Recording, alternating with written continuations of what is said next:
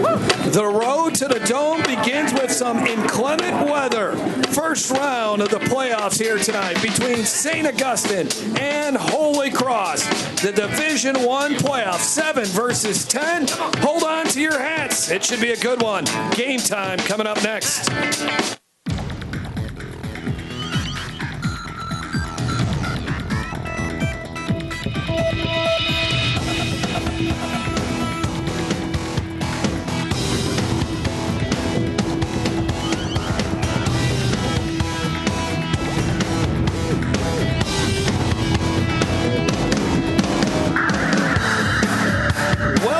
To Joe Yenni Stadium in Jefferson Parish as the Division I playoffs get underway tonight on a very chilly, raw evening in South Louisiana. It's the YurView Louisiana Game of the Week as the 10th-seeded St. Augustine Purple Knights take on the 7th-seeded Holy Cross Tigers. And glad you could be a part of it here on YurView. Jeff Palermo along with Jason DeQuere. Thanks for spending part of your football weekend with us. And the playoffs are here, Jason, and the weather gets turned up a notch. It will be very interesting to see what kind of impact the weather will have on this game. We got rain, we got wind, all kinds of craziness. These two teams met a couple weeks ago. Holy Cross won 24-20. The big story was turnovers. St. Aug turned it over 3 times in the fourth quarter. Yeah, and I think you could have a very different game tonight because not only was the turnovers prevalent, but both of these teams were missing a lot of key players and were banged up and injured. I think both of these teams are coming into this contest relatively healthy, and as you mentioned with the weather, I think it's going to be the battle of the line of scrimmage, and whoever can control that offensive line of scrimmage and run the ball a little bit better may have the upper hand in this contest. Let's take a look at your Division I rankings heading into the playoffs. So John Curtis, Catholic, Rummel, they all got byes through the first round. And then you have the matchup tonight between Holy Cross and St. Aug. Jesuit hosting St. Paul's tonight. Brother Martin taking on Scotlandville. But going into the postseason here, John Curtis, Catholic High considered the 2 favorites to meet again in the Superdome for the Division I state championship game. All right, both of these teams got some young players on it, so let's take a look at a couple of our key players in this contest. And when you take a look at it, first of all, for St. Aug, their senior, Broderick Martin, he does it in a variety of ways. You're going to see him make some plays on offense, but on special teams as well. Well, that's clearly their do-it-all guy. And not only that, they line him up in so many different positions on the field. It's great to have a weapon like that. He can get it coming out of the backfield, but they can also put him in the slot, and he scores touchdowns, and he can make some big-time plays. The defense has been stout for Holy Cross all season long. Tyler Grubb's a big reason why. Yeah, and this guy's just a ball hawk. He's always around the ball. He's always lined up in the right places. You're going to see him, wherever the ball is headed, you will see Tyler Grubb's in that direction. And the coach is praising him because he's really developed in his pass coverage. We'll take our first break as they are trying to stay warm here tonight at Joe Yenni Stadium. Get situated at home. We have a good one. The playoffs are here. Game time on YurView. Game Time on YurView is brought to you by Louisiana Farm Bureau Insurance. Ready to serve you with auto, homeowners, life insurance, and more. Real service, real people. West Feliciana Parish. The best place for you to live and work in South Louisiana is West Feliciana Parish. Check out wfparish.org. ITI Technical College, your key to a better life. And by Peak Performance. At Peak Performance Physical Therapy, we treat the athlete and everyone stronger, faster, better. I think that people want to be in West Feliciana because it's truly one of the unique parts of Louisiana. That if you live in West Feliciana, you can have it all. You can have a great lifestyle, a government that works for you and is open and transparent. You can have wonderful neighbors. You can have a great school. You can live in an environment that's free of fear from crime. We're less than 20 minutes from the Baton Rouge Airport, 30 minutes from the state capitol. What we have in West Feliciana is a place where you really can have it all. When I get back to Baton Rouge, I get in my Bluesmobile and I drive right on down to Partner's Barbecue. And you know what I do? I get me some ribs, all tender too. some baked beans, some potato salad, some smoked sausage. You got to come on down to Partner's Barbecue, yeah. That's what I'm talking about. Wait for Ace. Wait for all these seniors. It's when to go home, bro. Ain't nothing else have to be said. It's when to go home. Somebody gonna put their helmet up tonight. Somebody gonna put their helmet up forever. It's that time of year. I'll see y'all tomorrow at 8 o'clock. Yes, sir. Practice tomorrow at 8 o'clock. Yes, sir. There is the Holy Cross Tigers. 7-3 on the season, 3-3 in Catholic League play this season after going 5-6 a year ago. And they'll be taking on the St. Augustine Purple Knights tonight, 5-5 after going 7-4 last year. Really started off well this season to the Purple Knights, winning their first 3, and then a lot of injuries. From Joe Yenni Stadium, let's catch the end of our national anthem here on the YurView Louisiana Game of the Week.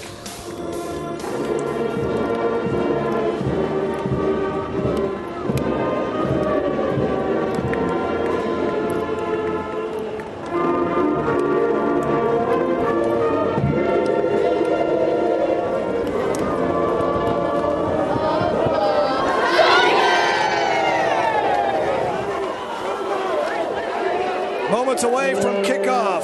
Let's bring in the third member of our broadcast crew. She's got to stay warm tonight. It's not going to be easy. Smacker Miles. Smacker.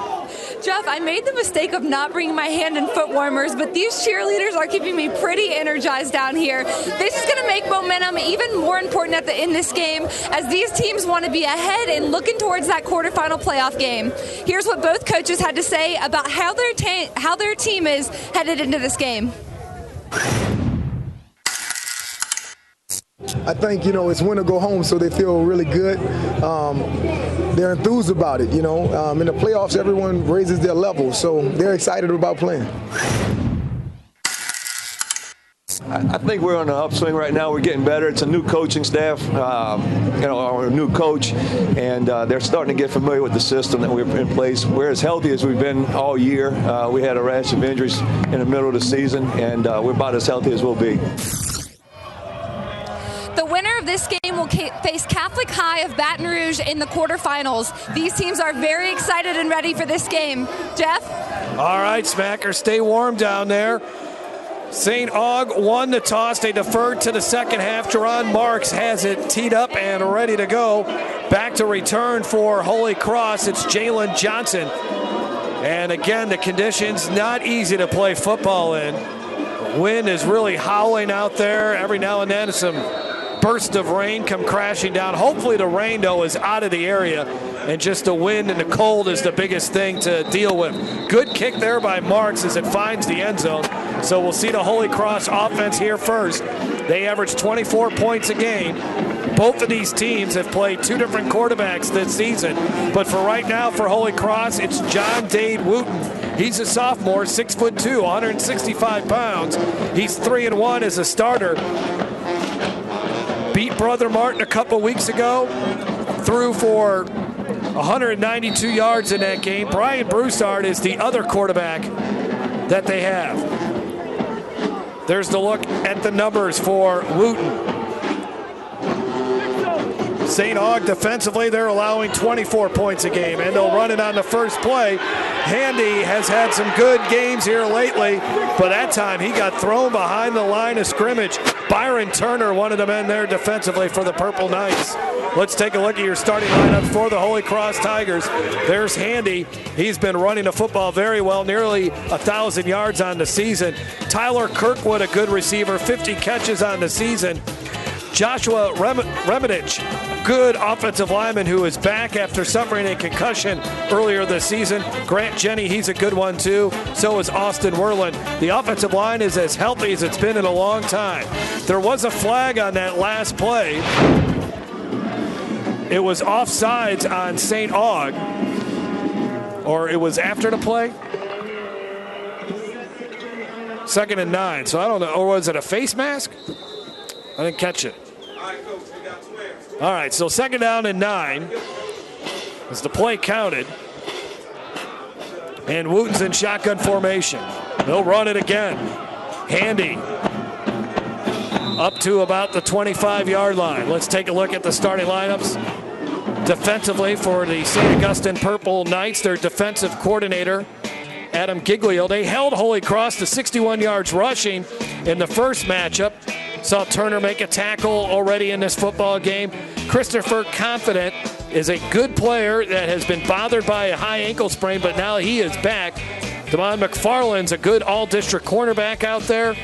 And then Jaheim Walters, basketball player who's had a very good season, his first on the football field. 3rd down and 5 coming up here for Wooten and the Holy Cross Tigers. First pass attempt, and that ball sails on him a little bit, but it's incomplete to Tyler Kirkwood.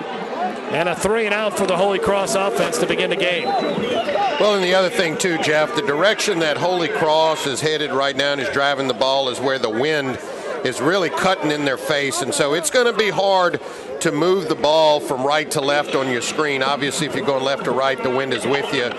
It's amazing that he was able to get that much on that pass into the wind.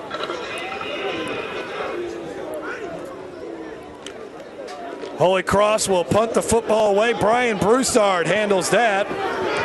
And it hit a Holy Cross player and rolls out of bounds, and decent field position for the Purple Knights. Nathaniel Jones, the head coach for St. August, kept it close to the vest here as far as who his starting quarterback would be. Either Trevon Woodson or Kendall Sampson. We believe it's going to be number 19 Woodson, who's transferred in from Georgia. He's been the guy most of the time this season. There he is in the middle of your screen, and he's going to come out and lead the Purple Knights over 1,700 yards passing. He's the field general out there. Cerebral kid who really knows the game. He can run a little bit too. 14 touchdowns on the season. But had a really rough fourth quarter against Holy Cross in that matchup 2 weeks ago. He turned it over 3 times, a couple of fumbles, and an interception. They look to run the ball, and the first guy making a tackle defensively, it's Tyler Grubbs. We talked about him right at the top of the broadcast. He makes tackle number 132 on the season for Grubbs. There's the offensive starting lineup for the Purple Knights.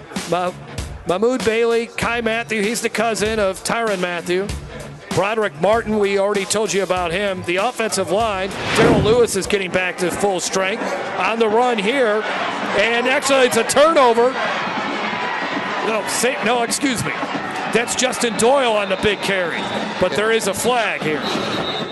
Yeah, just as the ball was being snapped, and this would negate a big run here if it's against St. Aug. They had a penalty on the last defensive series here, and one of the things they want to do is on the offense. So that's an illegal procedure, so bring it all the way back. St. Augustine, 5-yard critical penalty. They wanted to minimize the pre-snap penalties. Nathaniel Jones told us that's a big one right there, taking away a big run from the freshman running back, Justin Doyle. Yeah, Coach Jones was very concerned about that, and now we've seen them commit 2 infractions early in this contest, and that's the types of things that he knows that his team has to eliminate if they're going to move on to the next round. That takes away a 51-yard run.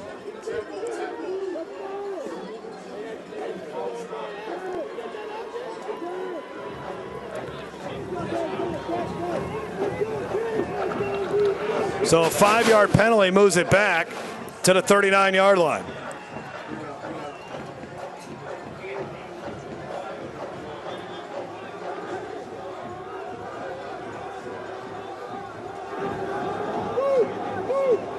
Waiting to get set here. The referees blow the play in. Swing pass. And just a few yards is Holy Cross there quickly. Chase Rosano in on the stop for Holy Cross. A co-captain in that defensive secondary for the Tigers. Mahmoud Bailey had the catch there. Let's take a look at that Holy Cross defense. David Barnes is back. He's a second-team all-district player who had an MCL injury, so he missed half the season. Elias Brown is really good as well. Told you about Tyler Grubbs. Drew Stevens, one of the cornerbacks. Colby Brown had a big interception against St. Aug earlier this season.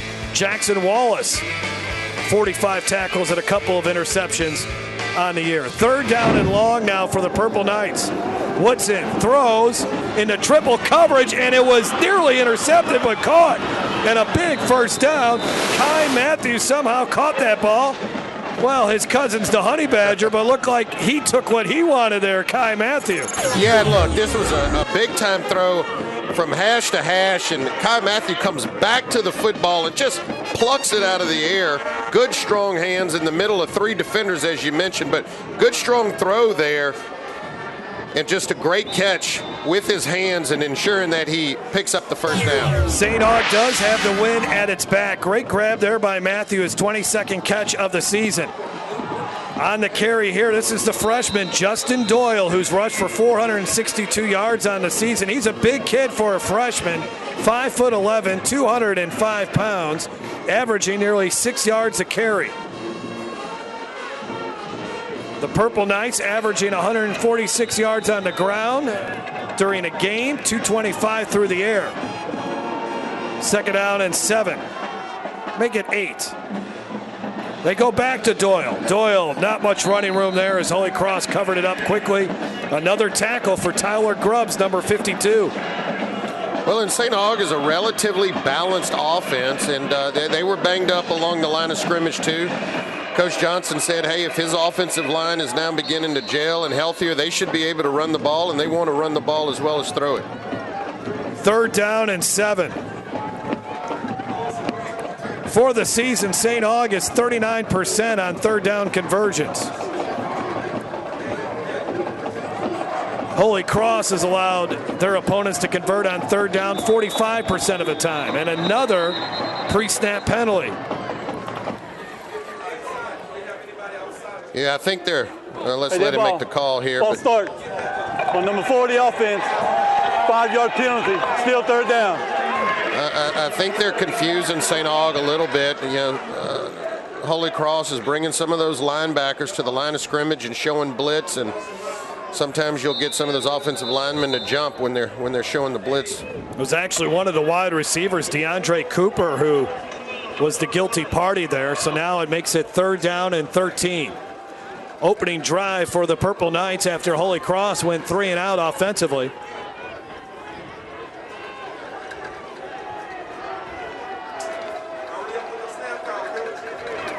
Woodson dumps it off, screen set, and it's a big play coming up here for St. Aug. All the way into the 20-yard line, and then we got flags all over the place. Either face mask or horse collar, but another big third down pickup for the Purple Knights. That's Broderick Martin on the catch and run. Well, I think they're going to get him with a face mask at the end of this, but what a great play call. Again, it was Lamb on the blitz, and Holy Cross dialing up the blitz, and then St. Aug just threw a screen right underneath it and able to pick up a big-time play with their speedster, Broderick Martin. Milton Bro is our referee tonight. This officiating crew is with the Thibodeau. Hey, personal foul, face mask on number 1 on the defense. Half the distance to the goal line. First down. You see right here, you see 99 coming in on the blitz, and just perfect timing, good block out there on the edge, and Broderick Martin, not a big guy, but he's quick, and you can see just a blatant face mask. That's about as rough as I've seen as far as the face mask. No ill will there by Rosano, just trying to do anything to prevent the man from getting into the end zone. Nice job here by the Holy Cross defense as they shut this running play down, maybe a couple of yards. A hard run there by Justin Doyle. Those are new helmets there for St. Aug. New jerseys, just got them in this week. They look sharp. Second and goal at the 4 as you take a look at the senior quarterback. Well, we were looking at the senior quarterback, but that's Justin Doyle. Of course, Leonard Fournette, the great running back here at St. Aug. Yeah, they're used to having big and good freshman running backs around here. Purple Knights inside the West Feliciana Parish red zone as it's second and goal from the 4-yard line. They go with the handoff again, and it's shut down. Maurice Robichaud Finally, the ball carrier goes down. It's taking a while there as Chase. And then we got some pushing and some flags going on. Highly emotional game here. First round of the playoffs. Chase Rosano.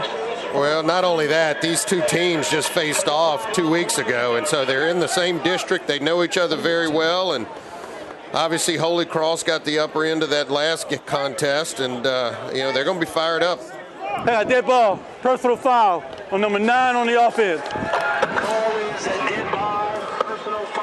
Well, it's always the second guy, right, that gets hit with the penalty. Let's take a look at it. It's actually the first guy there. A little nonchalant push by Christopher Confident. Yeah, it didn't look like much there. I mean, a pretty good acting job as well, but just can't do that after the play. They're going to get you almost every time. And look at this. It's now 3rd and goal because it happened after the play. So 3rd and goal to 23. Now they've converted twice on 3rd down on this drive. Good luck here on this situation. Well, and if you're the St. Aug offensive staff, you're probably thinking, look, we don't need to necessarily get it all back. If we can get to something manageable on 4th down, that would work too. Play action fake, the swing, pass. And nothing happening, and a great tackle in the open field as the ball carrier goes down. That's Tyler Grubbs again on another tackle. Well, that's a big-time play because your guy Martin out there can make a lot of people miss. What Holy Cross did well there was force him back to the inside where they had many other players they could bring to the ball, and so it was a good job of turning him back in and not letting Martin beat you to the outside. When I saw the stat sheet, Jason, I saw 131 tackles. I said, that's got to be a misprint. No way, 131 tackles. Well, the guy's made like 5 tackles already. He's been around the ball. 4th and goal from the 24. Woodson under pressure. Gets out of it. He's got a long way to run now. Flags are down. Let's see what the penalty is. But Holy Cross defense at the moment appears like they've come up with a stop. Well, and here's the thing with Woodson. I mean, you have to understand the down and the distance here, and you're not going to take off and pick it up with your legs. So you got to let this ball. Back on the offense, number 68. That penalty declined. We're going to go first down this way. Yeah, you see it here on the replay. And look, it may not have been anything wide there. You see the block in the back, but you've got to let this ball go. Who cares if there's an interception in the end zone? You get the ball back at the 20, and it's a turnover of downs anyway. So you got to release that ball, give your receivers at least a chance to make a play for you. Christopher Confidence, 15-yard penalty there for unsportsmanlike conduct. Just a drive killer for the Purple Knights. Opening quarter of the Division I playoffs. No score between St. Aug and Holy Cross, a Catholic League rival on YurView. Tonight's game time keys to the game are brought to you by West Feliciana Parish, where you really can have it all. The best place for you to live and work in South Louisiana is West Feliciana Parish. Check out wfparish.org. Welcome to Monogram Express, a unique embroidery boutique specializing in personalized and one-of-a-kind gift ideas. Gifts for babies, children, ladies, and even men, we have you covered. Equipped with state-of-the-art embroidery machines, along with an experienced client-focused staff serving you 6 days a week.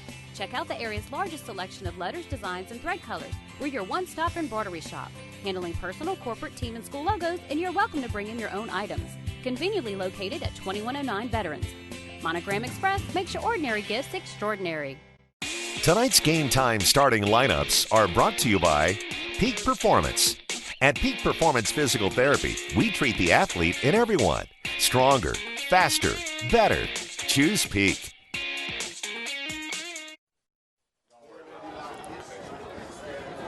Jeff Palermo, Jason DeQueer, and Smacker Miles trying to stay warm down on the sidelines. Glad you could join us here on YurView for this Division I playoff game between St. Aug and Holy Cross. Tigers got the ball, second possession for them, and the run here by Handy.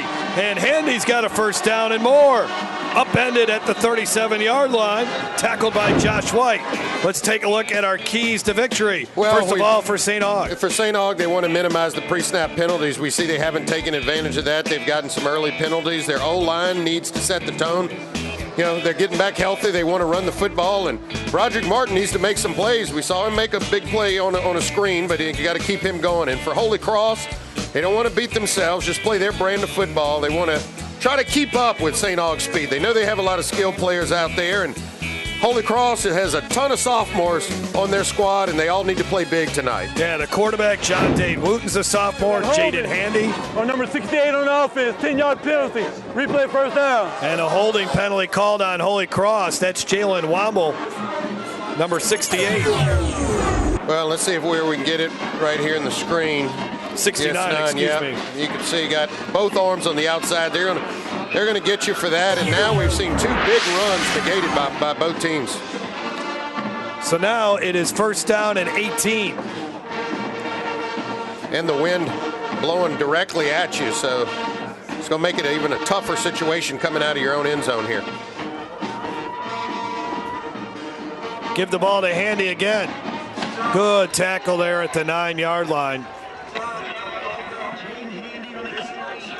That was Christopher Confident making up for that 15-yard penalty. He's a big part of the St. Aug defense, a leader, a captain, a guy that had a high ankle sprain in the first meeting between these two teams, but now he's back to full health, and that motor's cranked up.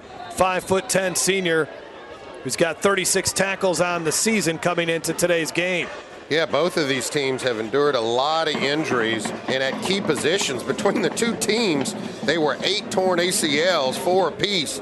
And so a lot of players not eligible, but some of the players, as you mentioned, Chris Confident, getting healthier for this game tonight. Second down and 16. That's crazy to see and hear about that many ACL injuries. Yeah, it was. Timeout called by Holy Cross. So they'll gather up here.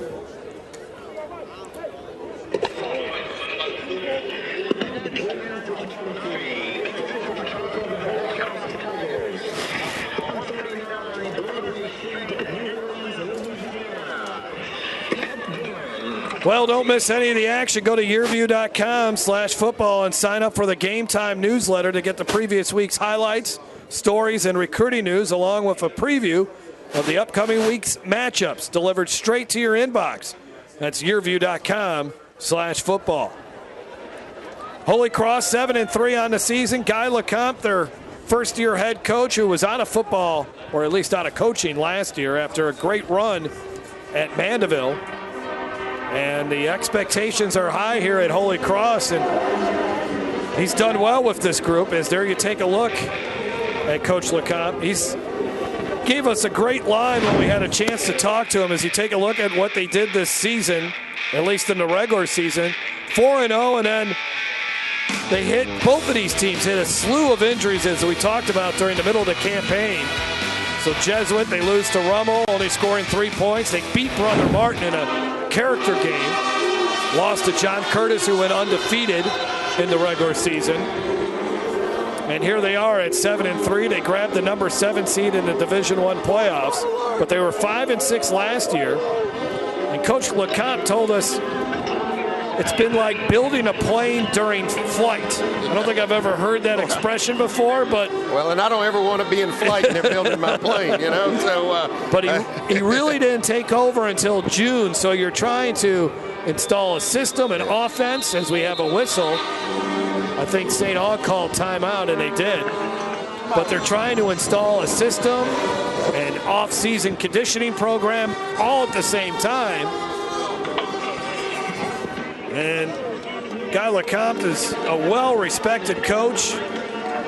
He was on that Salmon team in 2000 that upset John Curtis in the 4A state championship game. He was the offensive coordinator that season as he coached for Bill Stubbs, who then went on to Riverside and win a couple states championships. Let's look at the Division I playoff bracket.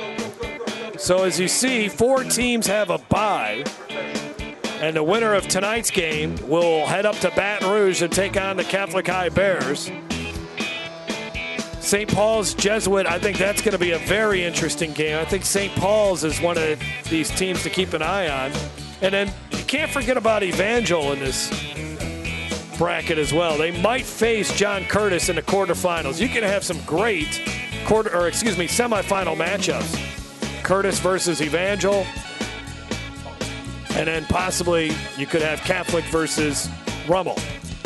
Or you might have Holy Cross versus Rummel or St. Aug versus Rummel.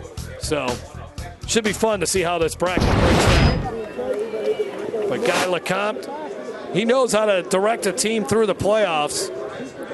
He led Mandeville to the semifinals 3 times.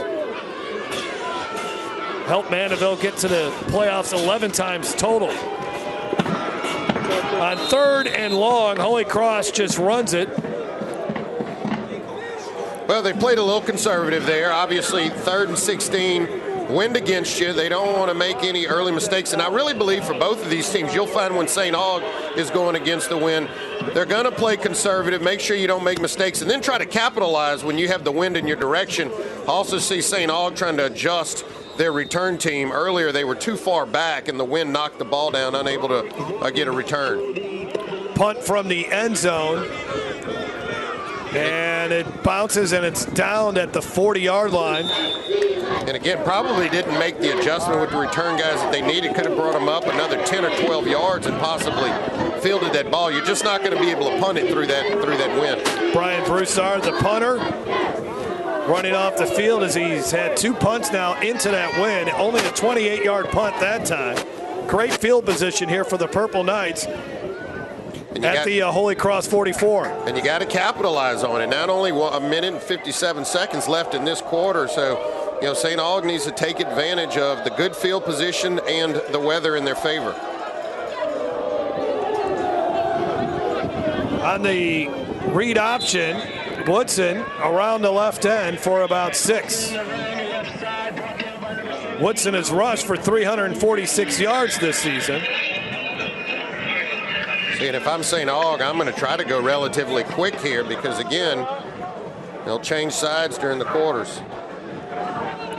Yeah, you might want to take a shot here if you feel the down and distance is in your favor, and this would be a good time to do it on 2nd and 4. Instead, a handoff right up the middle, and it'll be a yard shy of the first down. David Barnes in on the stop, and it's 3rd down and short. St. Aug is going to get right up to the line of scrimmage. Purple Knights are 2 of 3 on 3rd down so far in this ball game.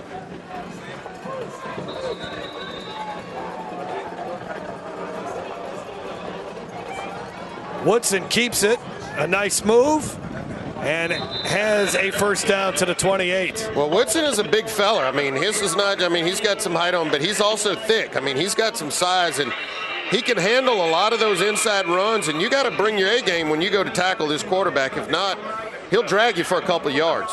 St. Aug had last season under Al Jones, their head coach. Boy, did they go through quarterbacks last year. Another good run there by Doyle as he picks up a first down. Well, St. Aug starting to feel a little momentum here, running the football, controlling some of the line of scrimmage. Mahmoud Bailey actually on that carry for 11 yards. Bailey over 300 yards rushing now. Had a good game against Holy Cross 2 weeks ago. Rushed for 74 yards in that contest. Woodson with the stiff arm and then walks out of bounds after a pickup of a couple yards. Well, good penetration into the backfield by Holy Cross, but Woodson able to elude it. You mentioned a stiff arm, able to get outside, and those are the little things that prevent you from losing yardage and turning what could have been a negative play into at least a positive yard there. 2nd and 8. What's been a positive so far on this drive for the Purple Knights, no penalties after a penalty-filled drive that killed their drive inside the red zone. Another hard run up the middle. Nice job by that Purple Knights offensive line. Justin Doyle on the run. Luke Sandoval on the tackle, sophomore. Well, this is just big boy football right now. I mean, there's nothing real fancy about it. They're picking their gaps and running a little read option with Doyle and Woodson at the quarterback position. 3rd down and 1. They won't get it off before the quarter. So 1 quarter in the books from Joe Yenni Stadium in Jefferson Parish. St. Aug nothing, Holy Cross nothing, but the Purple Knights back inside the West Feliciana Parish red zone. It's been a fun one so far to begin the playoffs in 2018. Second quarter action coming up here shortly. This is Game Time on YurView. Hey, Joe Martin here. You've seen our commercials over the years, and you may be wondering, what's in it for me? Well, ITI Technical College has been selected by Forbes magazine as a top 32-year college. But even more than that, the reason we do this is you. Our tagline is for a better life, and we mean that. For you to be able to have the life you've always dreamed about, to do the things for your family you've always dreamed about. And it can begin here, where we are dedicated to your success, because here at ITI, the reason we do it is you. I'm Brett Favre. As a quarterback in the NFL, if I didn't stay focused, I ended up on my back or worse. Even the smallest distraction could make a good play or offensive drive come to an end. When you're in a car, the smallest distraction could end much more than a drive. It could end someone's life. Just like I refuse to lose on the field, I refuse to lose someone I love to distracted driving. And you should too. Focus on the road. Don't drive distracted. A message from Farm Bureau Insurance. Come enjoy a great location just minutes away from the hustle and bustle of the city at Suma Lake Apartments. Experience luxurious living with all appliances included, granite countertops, and walk-in closets. Relax in a peaceful environment by the pool or enjoy fishing in a 9-acre lake. Kids are sure to enjoy the playground and basketball court. Located in Livingston Parish in a great school district. Call today, 225-686-1111. Third down and 1 here for St. Aug as we begin the second quarter. Purple Knights driving on the Holy Cross Tigers for the second time tonight. Their first drive ended in the red zone, trying to keep it alive here. New quarterback in the game, that's Sampson, running the Wildcat. And Sampson's going to be hit behind the line of scrimmage. Tigers were not fooled at all. Tyler Grubbs leading the charge for Holy Cross. Well, and you know, you come in with a different quarterback. Obviously, Sampson may be a little bit faster, but honestly, I think Woodson is the bigger guy, and he's been doing well getting some of the tough yardage up the middle. I'd almost stay with Woodson. He's the hot hand, and he's your bigger quarterback. First defender there was Elias Brown, a co-captain on this Holy Cross team. 4th down and 4 now for the Knights. And we have a timeout. Nathaniel Jones is on the field, and he wants to talk about it. Yeah, I think the issue here now is, do we put the ball up in the air or do we keep it on the ground? And obviously, you know, it doesn't look like they're going to kick a field goal here. So I want to make sure they've got the right play dialed up and the right formation out on the field. Nathaniel Jones, this is his first season as the head coach, and just like Holy Cross, got off to a great start, and then the injuries started hitting. They had as many as 10 starters hurt for those 2 losses to Jesuit and Broderick Martin. They beat Shaw. Woodson had a really good game that day, 342 yards passing and 4 touchdowns. Lost to Curtis, beat Thibodeau, and then ended up finishing off the season by losing to Holy Cross and Rummel. So just 1-5 in Catholic League play. And they went 4-0 in non-district play. This is the 8th play of the drive coming up here for the Purple Knights. 4th down and 4. They hand it to their big running back who's got the first down and more. Touchdown. Touchdown, St. Augustine. Well, they stayed with what got them down the field and in great field position. That's running the ball out of that read option between Woodson and Doyle. And that time just spread them out a little bit, and good read there. And that's so important that the quarterback, Woodson, get a good read as to whether to give this ball up or take it himself. And a good job reading the defense, and Doyle squirting through that hole and picking up the touchdown. 7th touchdown of the season for the freshman. Makes it 6-0. The extra point try from John Marks. He is now 29 of 36 on his PATs. And the Purple Knights converting on 4th down. They ran a lot of their plays right up the gut here on Holy Cross as that big offensive line for the Purple Knights created a seam for the freshman to get into the end zone. Well, good design there, and obviously Holy Cross had to respect the fact that they may put the ball up in the air on 4th and 4, so didn't crowd the line of scrimmage, as many people in the box as they had. And you can see just a good read, great read by Woodson, seeing that little opening, that crease, and Doyle getting through there. That would have been very difficult there for St. Augustine, very deflating if they would have had 2 straight trips in the red zone and came away with 0 points. Yeah, absolutely. And really what kind of backed them up a little bit is, remember, they had a 3rd and short, a 3rd and 1. They switched out their quarterbacks after a lot of momentum getting down the field with Woodson. He lost a couple of yards, and then that's what led to the big pickup on 4th and 4. Well, we'll see what Holy Cross can do with the wind at their back right now. Now, it didn't matter if the wind was at the back, in their face, side to side. The way St. Augustine ran the football on that Ponda scoring drive, it didn't matter what the wind was doing. Justin Doyle was huge in that drive. No, that's right, and I think it's even more important to control the line of scrimmage when you kind of have a wet, windy ball game like this. It's typically won in the trenches. Pile up there at the 38 on the short kick. Holy Cross will have possession, I believe, though, after they sort this all out, and they will. Well, now it's Holy Cross's time to maybe enjoy better field position with the wind at their back. Chase Rosano getting on that football. That was a good idea on the kick, especially when you're kicking into the wind. Just a little, it wasn't really a sky kick. It was kind of a chasing the queer pitching wedge from 60 yards out. Yeah. Falling softly on the green. Oh, I wish. Not these days, my friend. It's been a struggle. It's been a struggle. Too many kids' games on the weekends, you know? Holy Cross has run 6 plays for 6 yards. All of them rushes. Let's see. Now they're going to try to throw the ball. Wooten under a little pressure, and the pass is incomplete. And Wooten got hammered on the play. He took a big-time hit. Well, he just picked up the blitz a little bit late, and really he had Handy out in the flat a little bit earlier. He just needed to get him the football and let him operate. By the time he threw it, he was basically corralled. Couldn't get a good throw off. 2nd down and 10. Now they swing pass, and it's a low pass to Tyler Kirkwood and John Dade Wooten.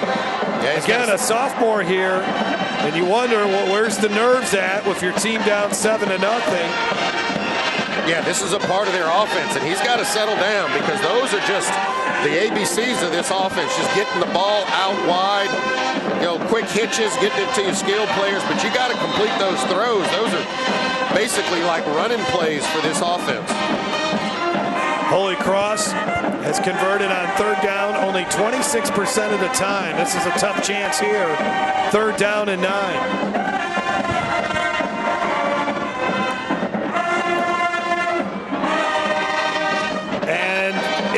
It hit the ground, and it did. I think that's low there, and he had...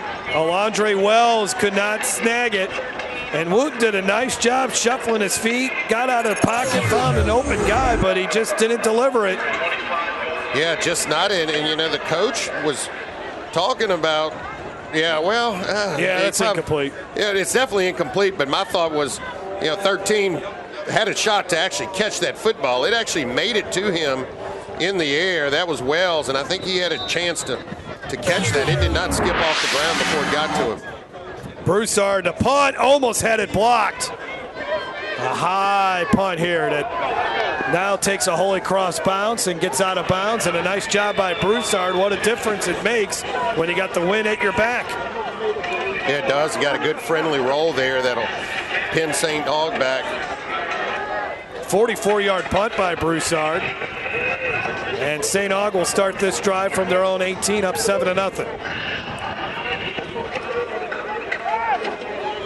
Guy LeCompte's offense is stalled out right now on a chilly night. Well, they just got to get the quarterback to settle down. He missed on a couple of throws there, and you complete a couple of those throws, probably a different series. Wooten back out there.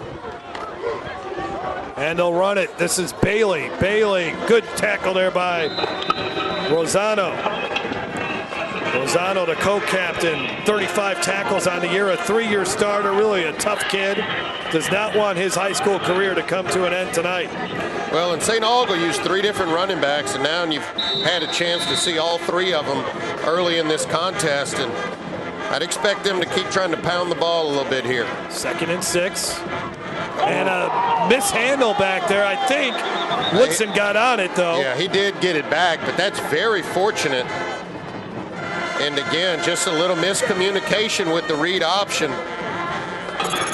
Timing was off and ball goes to the ground. You see that a lot in these read option offenses. If it's just a little miscue like that, ball typically goes to the ground, and fortunate to get it back. Now they're going to be in a 3rd and long situation. When Holy Cross was in this situation, 3rd and long, we saw them keep it conservative going this direction. Let's see if St. Aug's willing to put the ball in the air. 3rd down and 7.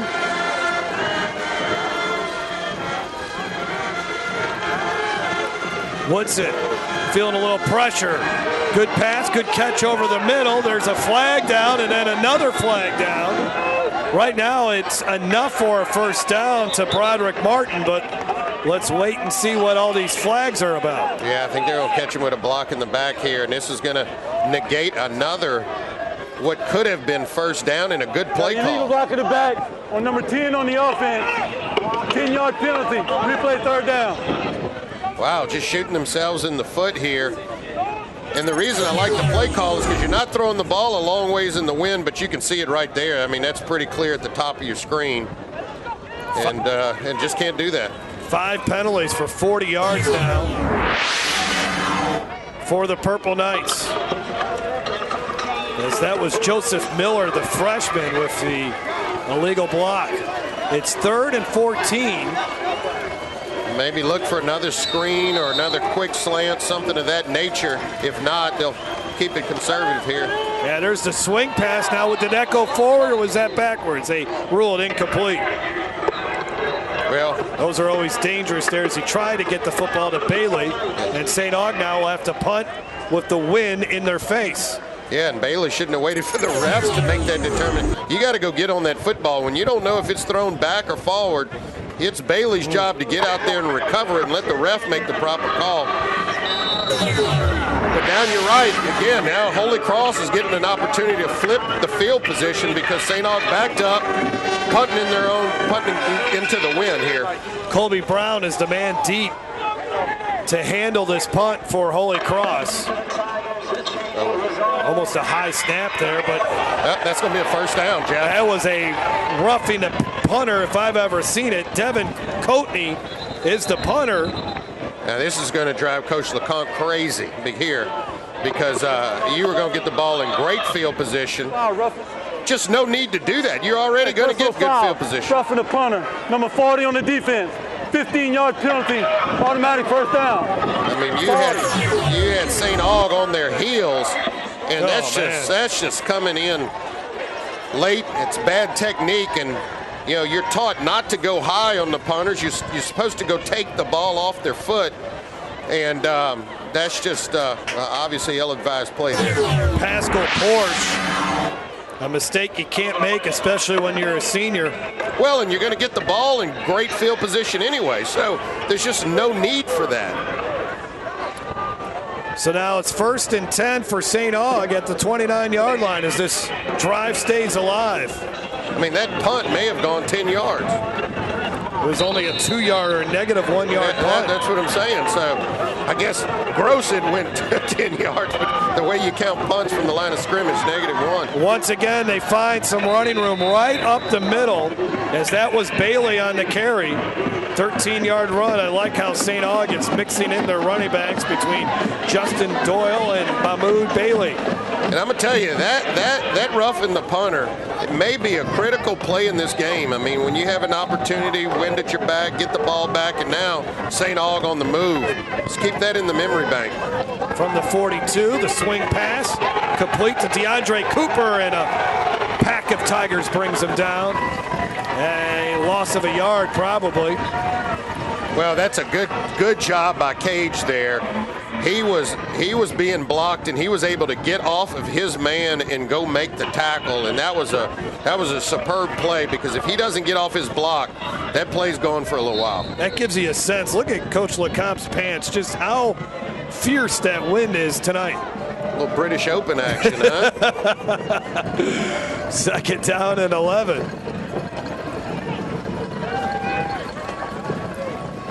Back to their big back Doyle in the backfield. 6 seconds on the play clock, and here is Doyle. Makes a cut, and then Holy Cross there to stand him up. Gain of about 3 or 4. Critical 3rd down coming up here as the Tigers want to get the ball back.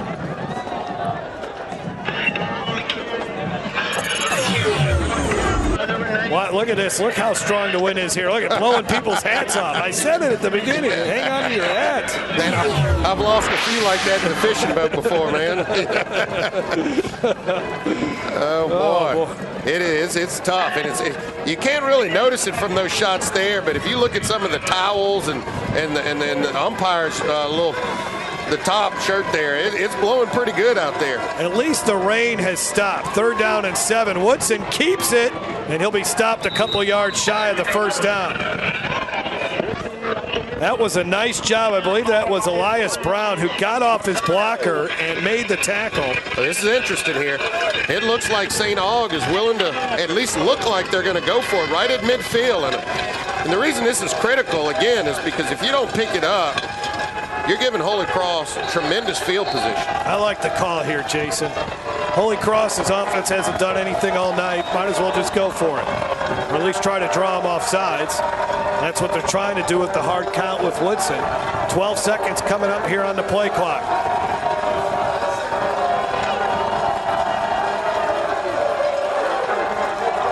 What do we got? We got a flag.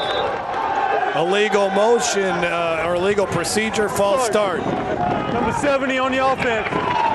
5-yard penalty. Still 4th down. Well, I don't think you have a choice now, and you got to punt the football. Dylan Pam rock back a little bit. See if we can catch it here. Yep, there it is. Just a slight move. Well, and the key with these punts here, we talk about the old rugby style punts.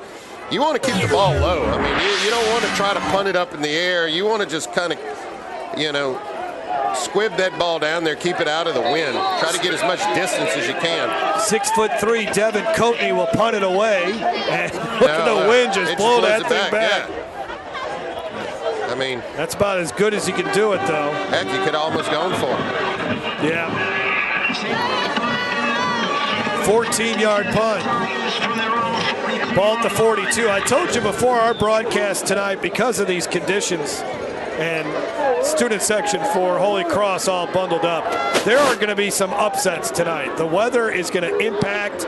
Now, most of the rain is out of the state by this point, but with this wind and the chilly conditions, you got turnovers. Passing games are minimized, especially if you're going into the wind.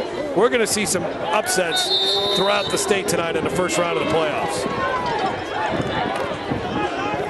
Holy Cross trying to get its offense going here as Jaden Handy, a physical running back who has yet to really get going.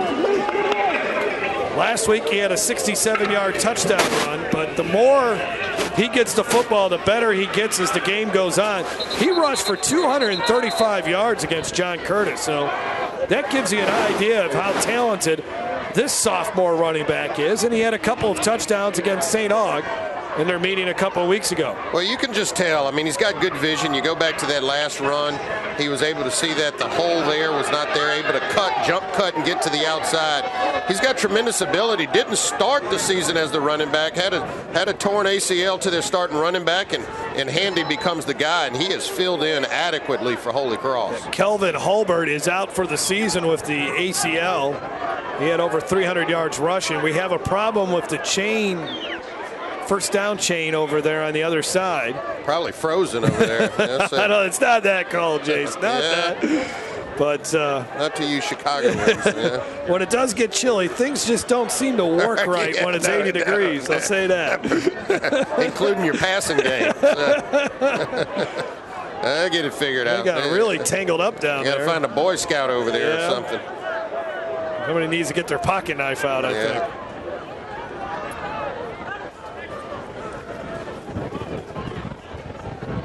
All right, that was some thrilling television right there. We're ready to go. Second down and 4. Holy Cross still looking for their first down of the ball game. Might come right here. John Dade Wooten surveying the defense.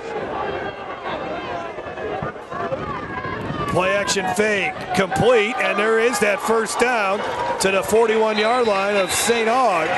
On the grab, that was Merlin Seminary, his 7th catch of the season. Known mainly as a blocker for this team, but he gets a 10-yard reception there. Well, this is the Holy Cross offense right here, and particularly when you talk about the passing game. Now, LeCompte was one of the, brought kind of the spread offenses to high school football, knows it very well, but they like to get the ball out quick. Little short routes, get the ball out quick, spread you out, and you saw an example of it there. 4 wide receivers again with a man in motion. That's Alondre Wells to give you 3 wide receivers to the near side. Handoff once again to Handy, and he gets hit at the line and driven back. Great job defensively for the Purple Knights. Donnell Duncan, a senior, 27 tackles on the season, making the stop. And it's 2nd and 10 here for Holy Cross. 8 rushes for 13 yards for Handy so far tonight, as they have kept him in check, has this Purple Knights defense. Yeah, with all the running the football, we're kind of breezing through this first half, 5 minutes to go. Remember in the meeting 2 weeks ago, St. Aug held Holy Cross at just 61 yards rushing, so they've done it again here tonight, minimizing that running game. Pass over the middle, and a nice move after the catch by Jalen Johnson. And Johnson is out of bounds at the 20-yard line. Another first down for the Tigers. Well, just blown coverage here. Nobody was in the vicinity of Jalen Johnson. And a good read by Wooten. So you can see he's starting to settle down, but you can see there, one St. Aug defender gets into the actual shot there, but able to maneuver around him and get down the field there by Johnson. Just a good play there by Holy Cross. Another sophomore there for Guy LeCompte. He's got a bunch of them, including his quarterback and running back. This is a Holy Cross team that is going to be something to be reckoned with in Catholic League play. As a good run off the left side. Ball comes out, but the whistle had him down after about a 9-yard run by the physical running back, Jaden Handy. Well, and then again, in these conditions, that's the other thing you have to worry about is protecting the football, making sure you don't turn it over. I do think this is the right call here, and that the running back was down, and then the ball popped out. But there was a holding penalty. 10-yard penalty, replay first down. Austin Werlin, the right tackle, a senior, guilty of holding. Let's look at it again. See here, as Hayden cuts up the field. That's the thing, as he got around the end. It's kind of tough there, but you can see the ball coming out late.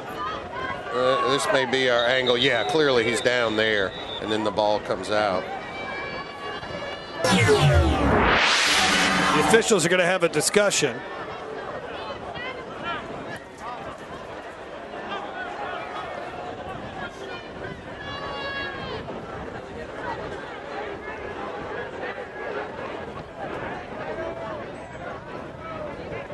Well, have they moved the football back? Have they? I mean, the holding penalty didn't happen at the 21-yard line. Have they walked the yardage off? I'm guessing that's what they're discussing now, the spot of the ball. But you got to figure out where the infraction was committed.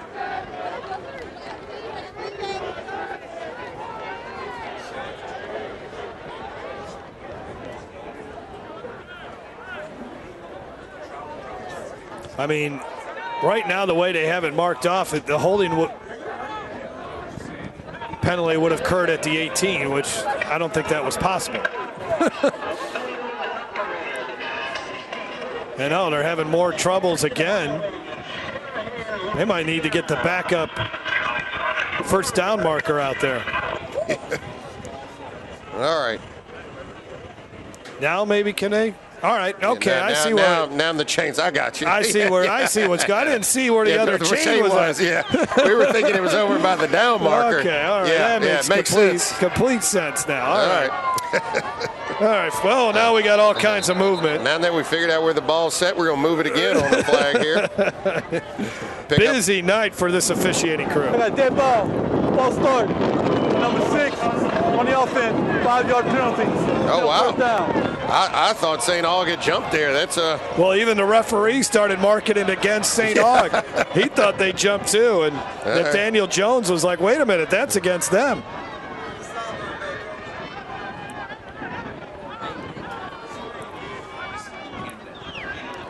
.441 to go in this quickly moving first half. First down and 23. A lot of flags in this game. More flags than points, I'll tell you that. We have 11 combined penalties so far. Wooten to the air, steps up in the pocket, will try to run it. Not the fleetest of foot, but gets to the 26-yard line. So now it's second down. Well, and I understand it by Wooten too. I mean, look, you want to make sure that you've got the receiver you want to get the ball to, and if it's not there, go ahead and pick up what you can. And you're still early in the downs here, but you want to make sure that you get some points out of this drive, particularly the way that this game is going. Points may be tough to come by. And Holy Cross has a really good field goal kicker. 2nd and 16 and the win at their back. Handy to the left of Wooten. Oh, and he dropped the football, somehow got it, and somehow hung on to it after he got smashed on the play by Donnell Duncan. Well, Jeff, this has been the sloppiest last couple of minutes. I think I've seen the ball hit the turf a couple times. We've had about 4 or 5 penalties here late, and here it is again. Same type of play that St. Aug almost lost the football. And, once that rhythm is broken, it's going to be hard to pick up yards after you drop the ball like that. Holy Cross is 0 for 3 on third downs. Might be 4-down territory. The screen. And it's there for him. Big play coming up. Heading into the end zone. Touchdown, Holy Cross. Jalen Johnson makes it happen again. 27 yards. Well, hopefully he's okay. That was a nasty fall at the end of that. Great play call here. Good design. And we saw St. Aug slip a screen in earlier in the half, and now here's Holy Cross's turn.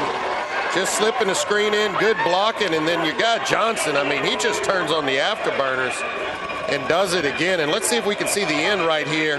Whoa, ice skating. Yeah, just took a bad tumble there. Yeah.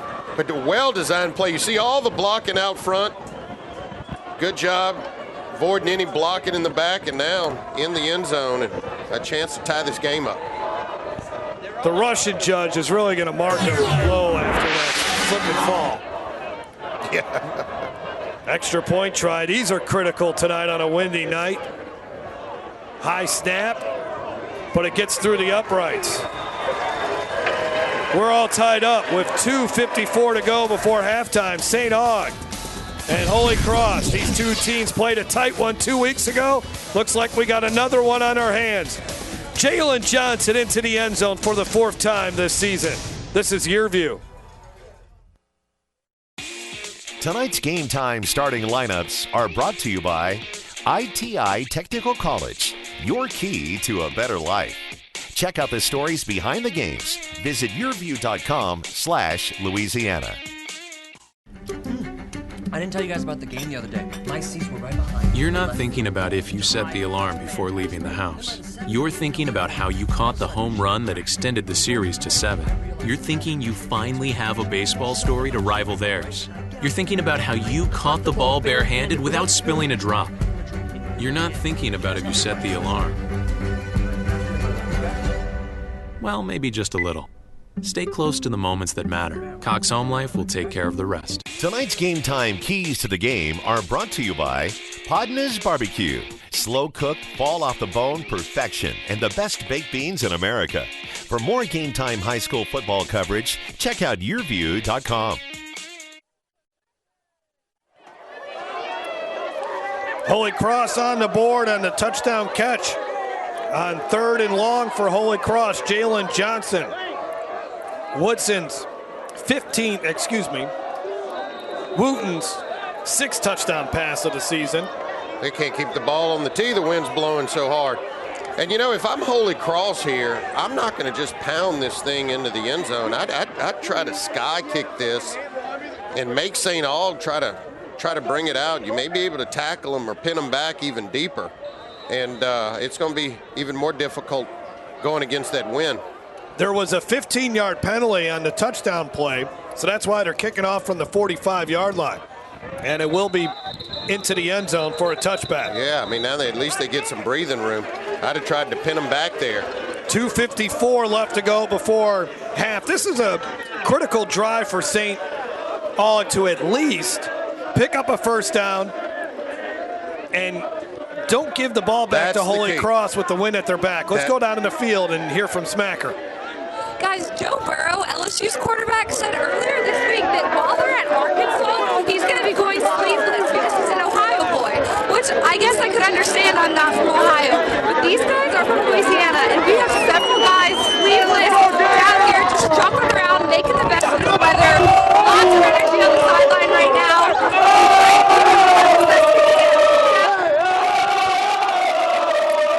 Well, you got to keep warm. You got to keep warm some way. I got here about 2 hours before the game, and Holy Cross, they were warming up in their, I don't want to say T-shirts, but undershirts and going sleeveless. But I do notice that there are not as many guys going sleeveless as there were during the pregame warm-ups. I think some guys said, you know what? That was cool and all. That was cool and all, but I'm going to put my sleeves on. Particularly the ones who may not see the field as much. Look at this guy wearing shorts. Yeah, he's going to be a little short getting out to bed in the morning. So. Second out and 14. I hope his mother isn't watching the game because she's going to give him an earful. I know my mom would. Even I'm in my 40s, Jason. She'd give me an earful. Absolutely. All right, the run here on 2nd and long. Not much going on, and now it's 3rd and long. So this is what I'm saying. If I'm Holy Cross, I might want to use a timeout here. That's right. I think they're watching the clock. And the question is, do you want to burn them here or do you want to preserve them for when you get the ball back on offense? And so I think that's sort of the cat and mouse game Coach LeCompte is trying to decide or figure out here. St. Aug's going to let that clock roll as far as they possibly can. I think they're going to be forced to burn one here. And St. Aug, they may call a timeout with 1 second on the play clock just to try to eat up as much time as possible. Well, trying to get set with 3 on the play clock. Woodson is caught now. Nathaniel Jones, you see him on the top of your screen, going over towards the line judge and getting the timeout. Nathaniel Jones, this is his 3rd season at St. Aug, 1st season as the head coach, replacing Al Jones, who retired after 3 seasons. Al Jones did a nice job with the St. Aug program. Kind of came in, it was the post-Leonard Fournette era here at St. Aug and stabilized things. But Nathaniel Jones has got a long coaching career. You may remember he led the Carr Cougars to the state title game in 2013. And he was hired the head coach in February. So he was able to get on the ground a little bit faster and get off to a faster start than what Guy LeCompte had to do over at Holy Cross. But Nathaniel Jones has college coaching experience at Texas San Antonio, St. Francis, Midwestern State University. Also coached a little bit at Northwestern State, too. Well, and he was familiar with the St. Aug program because he had been in it. So it wasn't as much of a big change when you have a new coach coming in, like Guy LeCompte was coming over for Holy Cross. I mean, he knew this program, he knew this system. Be interesting to see if they try to do a quick screen and put the ball up here. No, keep it on the ground. And falling down, and that should end the play. At least I thought it did. And look at how many blue jerseys are there defensively for Holy Cross. They're playing with a lot of emotion here tonight. And Holy Cross, well, they got a player down, so I'm wondering if that stopped the clock or did they call a timeout?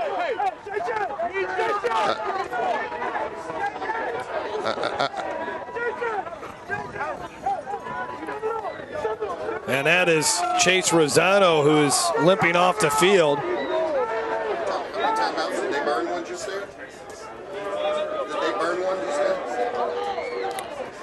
They have stopped the clock. And I believe that will be a charged timeout. They would have called a timeout regardless. Yeah, I think so. I think so. And the question was, could they have gotten a stoppage because of the injury and not used the timeout? But I think they're going to get charged a timeout here. Game time on YurView Louisiana. Thanks Louisiana Lift for their support of this telecast, specializing in customer service on equipment, rentals, parts, and training. Louisiana Lift has been serving its customers since 1980. You can check them out online at lalift.com or call their New Orleans office, 504-463-3400. Louisiana Lift, they're always on call, giving us a great shot from the back of the end zone there. Well, I can tell you the one thing Coach LeCompte is saying, do not hit the punter. Just stay away from him. And obviously St. Aug has had trouble punting the football in this direction, probably averaging about 5 yards a punt at this point. And if you're Holy Cross and there's some motion there. Well, this is going to make it even more difficult for St. Aug. You're backed up some. Hey, I got it. Start.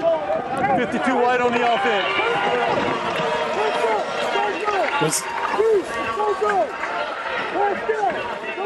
And it's so tempting. I mean, I know you want to put your block team on. I just think the risk is too high. Was this a possible fake here, Jason? Watch this. Now, I know he's got the pressure here. Well, maybe not. I think he's just rolling out one way. You see, Holy Cross is bringing pressure from the left side of the screen there, and so I think he's just moving over to make sure he gets the punt off. That was the direction they were trying to block it last time. But it looked like he had the blockers in front of him, and if he wanted to, he probably can run it as far as he can punt it into this wind at this moment. Yeah, well, here we got a little shift here, a little swinging gate action. It's certainly a rugby-style punt is what he's trying to get accomplished. No. Yeah, look at that ball just hangs up there, and now get out of the way if you're Holy Cross. And they'll down it at the 34. 1 minute. And sort of mistake there for St. Aug. If that ball is rolling around, let it roll. It'd be killing clock. You don't want to get out there and down it. Let it roll. Boy, oh boy. Devin Coatney's probably telling the offense, you know what, we need to keep the ball and not punt it with the wind in our face. Yeah. You're hurting my average, guys. So the Tigers, who were down 7-0 for much of this first half, now have a chance to take the lead. 58 seconds, one timeout to operate with. Nolan Heitmeyer is their field goal kicker. His long is 36. You wonder, on a night like tonight with the wind at his back, he might be able to knock it in from 40-plus. You can tag on an extra 10 yards with this win. They run it with Handy. Flagged. No, that's a mouthpiece down at the 33-yard line. Only a yard or so. And they're going to have to go pretty quick here. Again, one timeout. You would think you want to hold on to that timeout in case you do have to put the field goal team out there. But that play is going to kill a lot of time, as you can see there. I think they were hoping that Handy can get a few yards and maybe get out of bounds, but under 30 seconds to go.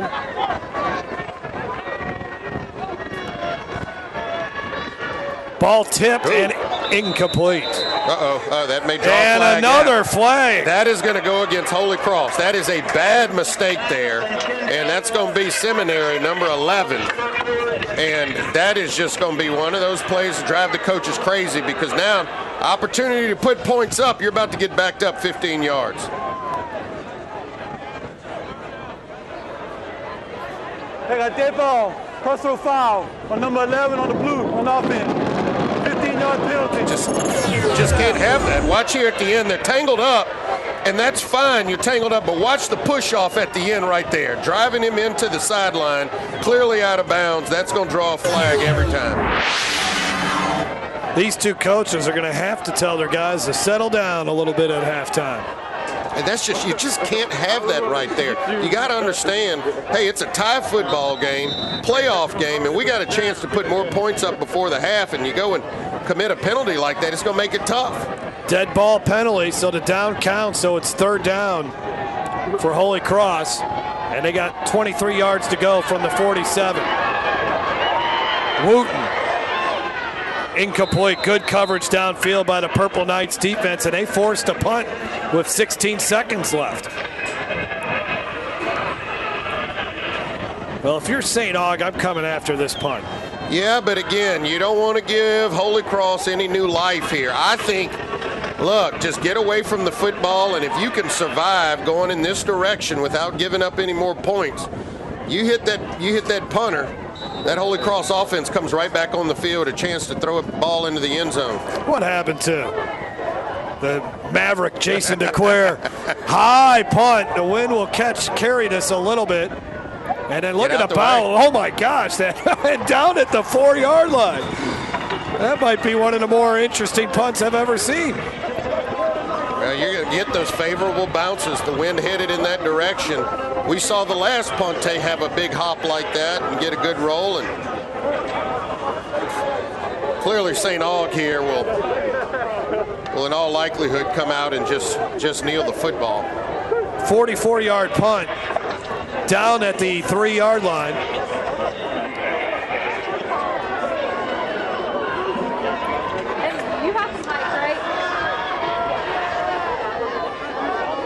So first down and 10 at the 3, and St. Aug will, as you mentioned, Jason, just take the knee. And hopefully they do it under center and not from the shotgun.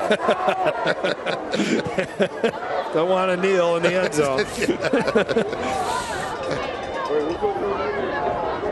Well, you got to get a quarterback out there first. There we go. Which guy can handle the snap underneath the center the best, right? Yeah. And it's going to be their starting quarterback, Trayvon Woodson. So we knew this one would be close considering what these two teams did a couple weeks ago, with Holy Cross winning 24-20. And we have a 7-7 game at halftime. In the first meeting between these two teams, St. Aug had a healthy lead going into the locker room.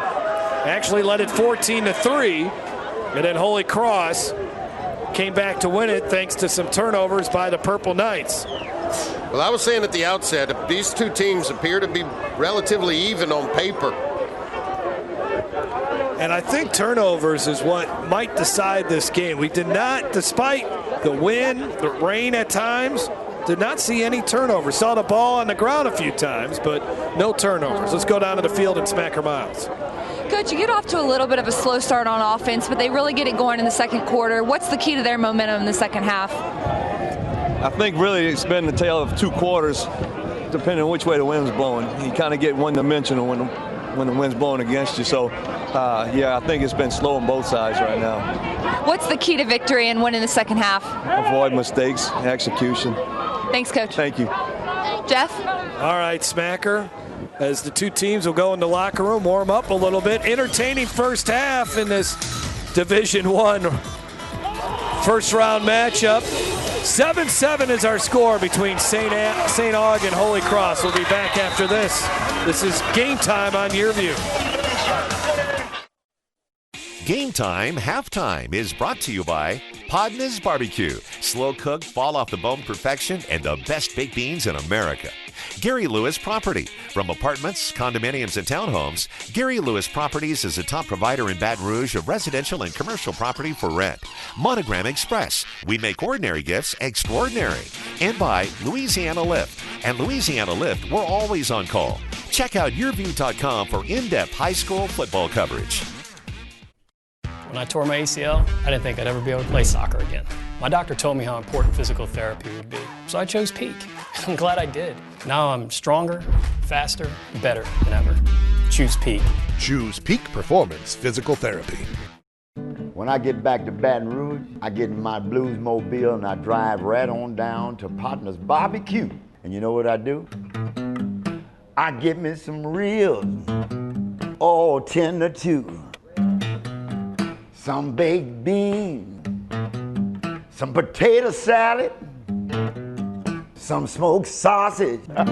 You got to come on down to Partner's Barbecue, yeah. That's what I'm talking about. Hey, Joe Martin here. You've seen our commercials over the years, and you may be wondering, what's in it for me? Well, ITI Technical College has been selected by Forbes magazine as a top 32-year college. But even more than that, the reason we do this is you. Our tagline is for a better life, and we mean that. For you to be able to have the life you've always dreamed about, to do the things for your family you've always dreamed about. And it can begin here, where we are dedicated to your success, because here at ITI, the reason we do it is you. Exercising is my life, so when I had to stop because of my foot and ankle pain, I was absolutely devastated. I chose Peak, and they taught me how to relieve the pain. They really do bring out the athlete in everyone. Choose Peak. Choose Peak Performance Physical Therapy. Tonight's Game Time League standings are brought to you by Crown Trophy. Check out the stories behind the games. Visit yourview.com/Louisiana. 7-7 is our score as we are at halftime at Joe Yenni Stadium. St. Augustine and Holy Cross in this Division I first-round playoff matchup. You see the St. Augustine marching band down on the field, providing some entertainment to the fans who are braving the windy and cold conditions here tonight in suburban New Orleans. Want to thank one of our great sponsors for the Game Time Game of the Week, and that's Louisiana Farm Bureau Insurance Companies. Let's find out more about one of their local agents. We're at Peak Performance Physical Therapy. I'm joined by Patrick Cook. They see these high school players as soon as they get injured. So tell me about that process from when the guy gets hurt until they get back on the field. Well, in the case of football, somebody gets hurt, they're laying down. We'll run out onto the field to assess them. Usually us, an athletic trainer, and a medical doctor. Hopefully, if we have the right team set forth on the sidelines, we'll all go out there and look at the athlete. And then, depending on what's going on, if it's something minor, we'll work with them on the sideline, trying to get them back to what they want to do. If it's more intense, then they may need to get in to see the physician on Monday morning, and they may end up in our clinic on Monday afternoon. So they may come to Mid-City to see me, may go to one of our other 7 locations across Baton Rouge, and we're going to work with that athlete a couple days a week to try to get them back as soon as we can. First, we got to get their pain better. We got to get their motion restored. We got to get them stronger. Once they're in that position, then it's a return-to-play program. That's where we are working with the trainers and the strength coaches at the schools to try to get them back to that high level of performance that athletes need to be at so they can get back and not re-injure themselves on the field.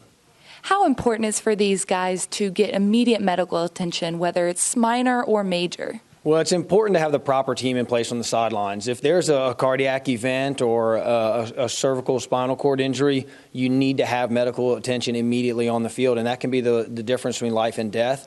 And a lot of these other cases, a lot of times, thankfully, they're just minor injuries, but it's important to have them taken care of as efficiently as possible. Thanks, Patrick. Thank you. Thanks a lot, Smacker, and thanks to Peak Performance Physical Therapy, another great sponsor here on the Game Time Game of the Week. The St. Aug Marching Band, one of the best in the area. Yeah, known as the Marching 100, and perform in all kinds of parades and different events throughout the country. One of the more prominent marching bands in the area. We'll take a break. When we come back, we'll hear from the principals from these 2 respective schools, St. Aug and Holy Cross. They're deadlocked at 7 as we continue. This is Game Time on YurView Louisiana.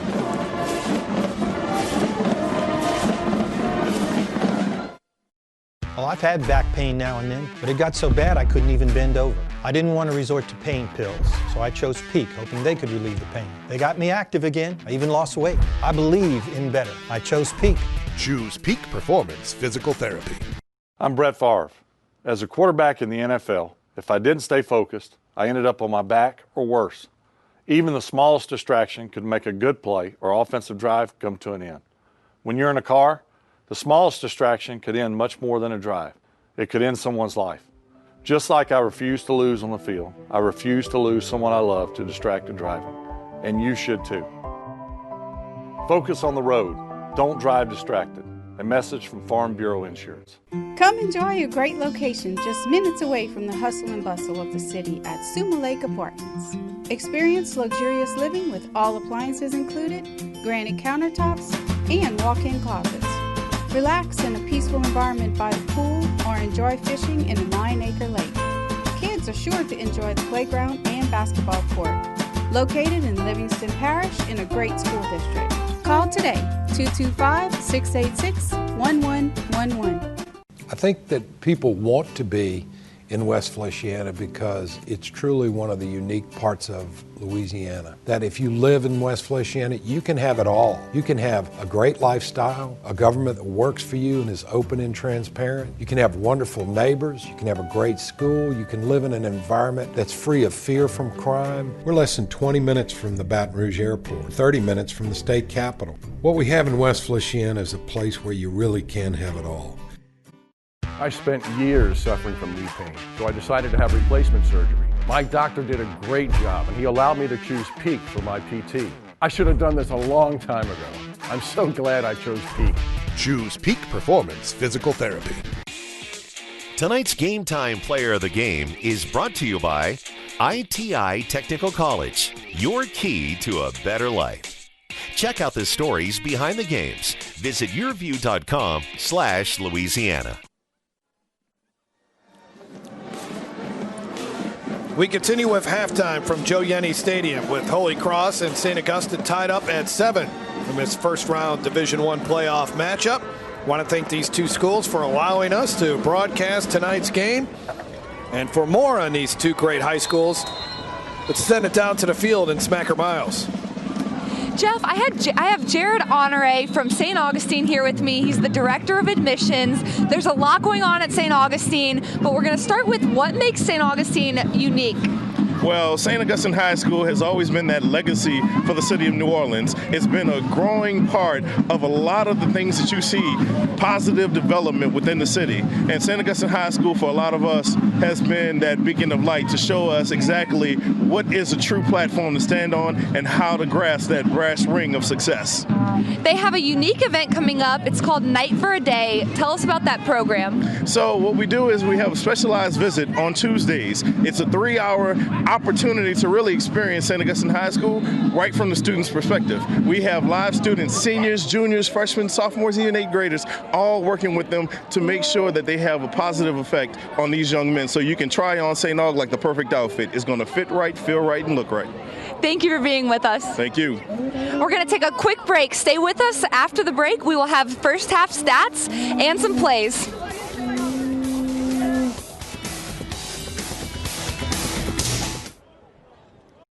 Hey, Joe Martin here. You've seen our commercials over the years, and you may be wondering, what's in it for me? Well, ITI Technical College has been selected by Forbes magazine as a top 32-year college. But even more than that, the reason we do this is you. Our tagline is for a better life, and we mean that, for you to be able to have the life you've always dreamed about, to do the things for your family you've always dreamed about. And it can begin here, where we are dedicated to your success, because here at ITI, the reason we do it is you. When I get back to Baton Rouge, I get in my blues mobile and I drive right on down to Partner's Barbecue. And you know what I do? I get me some ribs, all tender too. Some baked beans, some potato salad, some smoked sausage. You got to come on down to Partner's Barbecue, yeah. That's what I'm talking about. Come enjoy a great location just minutes away from the hustle and bustle of the city at Suma Lake Apartments. Experience luxurious living with all appliances included, granite countertops, and walk-in closets. Relax in a peaceful environment by the pool or enjoy fishing in a 9-acre lake. Kids are sure to enjoy the playground and basketball court. Located in Livingston Parish in a great school district. Call today, 225-686-1111. I'm Brett Favre. As a quarterback in the NFL, if I didn't stay focused, I ended up on my back or worse. Even the smallest distraction could make a good play or offensive drive come to an end. When you're in a car, the smallest distraction could end much more than a drive. It could end someone's life. Just like I refuse to lose on the field, I refuse to lose someone I love to distracted driving. And you should too. Focus on the road. Don't drive distracted. A message from Farm Bureau Insurance. It's the Holy Cross Marching Band's turn as we continue with halftime from Joe Yenni Stadium in Jefferson Parish. Holy Cross leading St. Augustine, or Holy Cross and St. Augustine tied at 7 apiece. Jeff Palermo along with Jason DeQuare. Been an interesting ball game, and I think Guy LeCompte, the head coach for Holy Cross, said it right when he was talking to Smacker before he went into the locker room. It's been a tale of two quarters.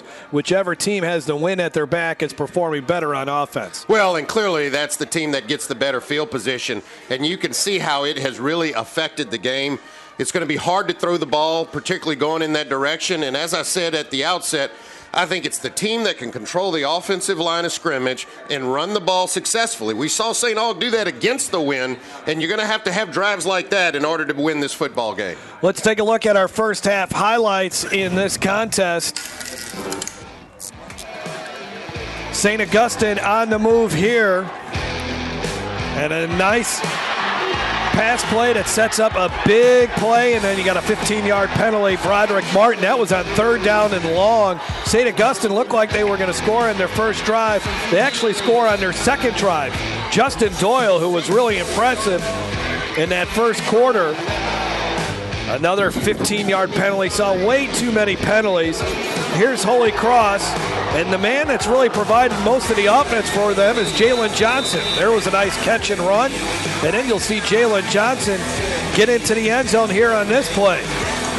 Outrunning the St. Aug defense, get the extra point, and thank goodness he's okay after the face plant there. He's kind of smiling about it, but that could have been really ugly. And here are your stats. Holy Cross has not been able to run the ball with Jaden Handy. St. Aug's had much more success there. Purple Knights have more total yards, but to me, penalties have been the big thing. Remember, St. Aug probably should be up 14-7. They had a drive stall in the red zone because of a 15-yard unsportsmanlike conduct penalty. You take that away, who knows? Maybe the Purple Knights are up by a touchdown. Yeah, two things. St. Aug has been able to run the football. Holy Cross has not been able to run it as well. But I will tell you, Wooten, the quarterback for Holy Cross, has settled down some, and he's starting to complete some of those quick, short passes, and that's the Holy Cross offense that needs to come to life. Let's thank one of our great sponsors here on Game Time, and that is Farm Bureau Insurance. My name's Jason Glaudy, and I'm a Farm Bureau insurance agent in New Orleans. In the past year, we've had a jambalaya cook-off. We participate in the Cox Game of the Week. We go out to the football games at several of the local football fields. When I was a kid playing baseball, I used to really look forward to the energy.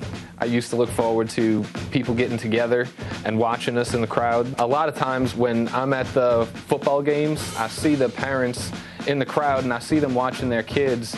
When you're looking at them, you want the great things for them. Farm Bureau makes that possible by offering you a whole life insurance plan. When you buy whole life insurance, one of the main things that you're doing is passing on wealth to your future generations. There's about 60 years of Farm Bureau experience here at our office. There's a few people working here that have been here over 20 years. We live here, we're from here. That's how we live our motto, real service, real people. This throbbing neck pain was so bad it moved to my shoulders and was causing severe headaches. Then a friend suggested I choose Peak. 2 weeks later, the pain was completely gone. So glad I chose Peak. Choose Peak Performance Physical Therapy. Hey, Joe Martin here. You've seen our commercials over the years, and you may be wondering, what's in it for me? Well, ITI Technical College has been selected by Forbes magazine as a top 32-year college. But even more than that, the reason we do this is you.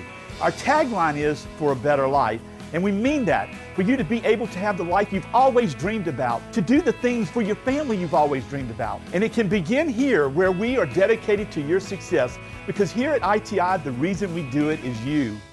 I think that people want to be in West Feliciana because it's truly one of the unique parts of Louisiana. That if you live in West Feliciana, you can have it all. You can have a great lifestyle, a government that works for you and is open and transparent. You can have wonderful neighbors. You can have a great school. You can live in an environment that's free of fear from crime. We're less than 20 minutes from the Baton Rouge Airport, 30 minutes from the state capitol. What we have in West Feliciana is a place where you really can have it all.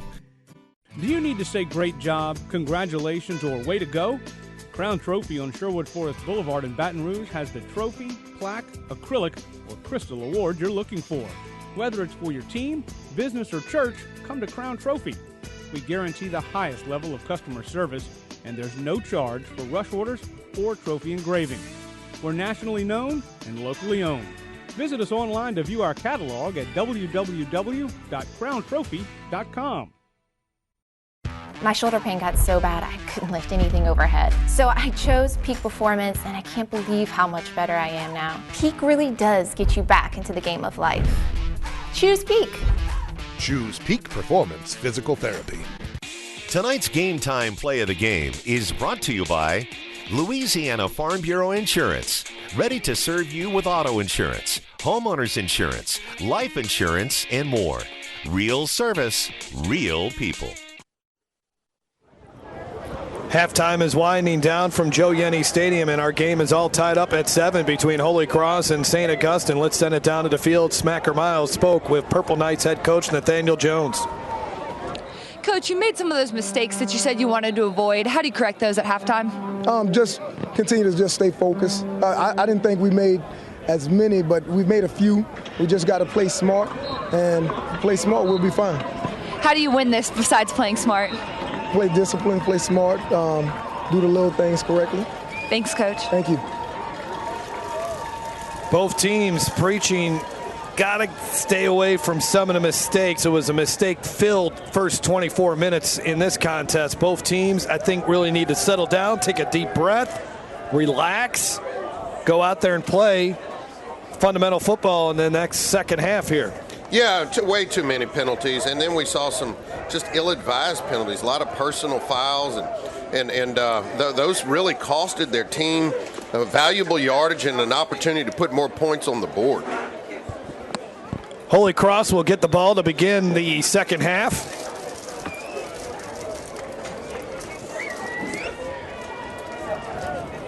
Nope, Holy Cross is kicking off. Holy Cross got the ball to begin the first half, and so they'll be kicking it off here. And so St. Augustine will have the win at their back. This is the quarter where they're not as reliant on the pass game as Holy Cross has been, but this is where you need to perform well with the win at your back. Holy Cross will have the win at its back for the fourth quarter. And that's the important thing. So if you're St. Aug, this is your quarter to try to make some things happen, because you know Holy Cross gets it to end the game.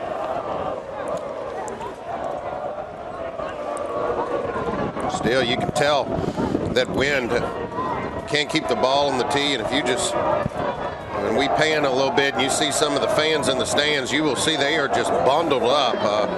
It's hard to see how much that wind really is whipping. Trevor Termine finally whipped the approach in the boots.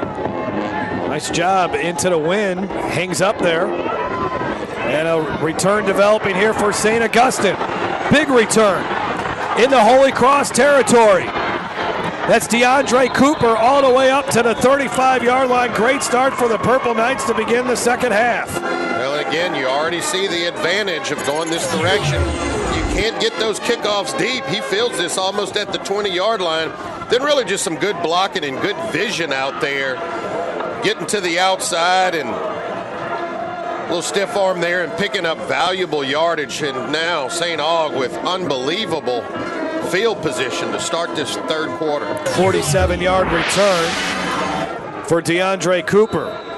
Trevon Woodson back out at quarterback for the Purple Knights in the first quarter with the win at his back. He was 4 for 4 for 52 yards. They go to the air, and there's Cooper, and he's hit behind the line of scrimmage and brought down. Jackson Wallace, the sophomore, another one of these Tigers sophomores who has played well this season with 45 tackles. Had a pick six in a game earlier this year. Makes a nice stop there to bring up second down and 10 now for the Purple Knights. Yeah, it was a very good defensive play, but the spacing just wasn't there between the two receivers. That ball got a little deeper along the line of scrimmage than they wanted and really forced them right into the defender. Woodson for that first half, he was 5 of 6 for 51 yards. Justin Doyle, 8 carries for 28 yards and the lone touchdown for the Purple Knights.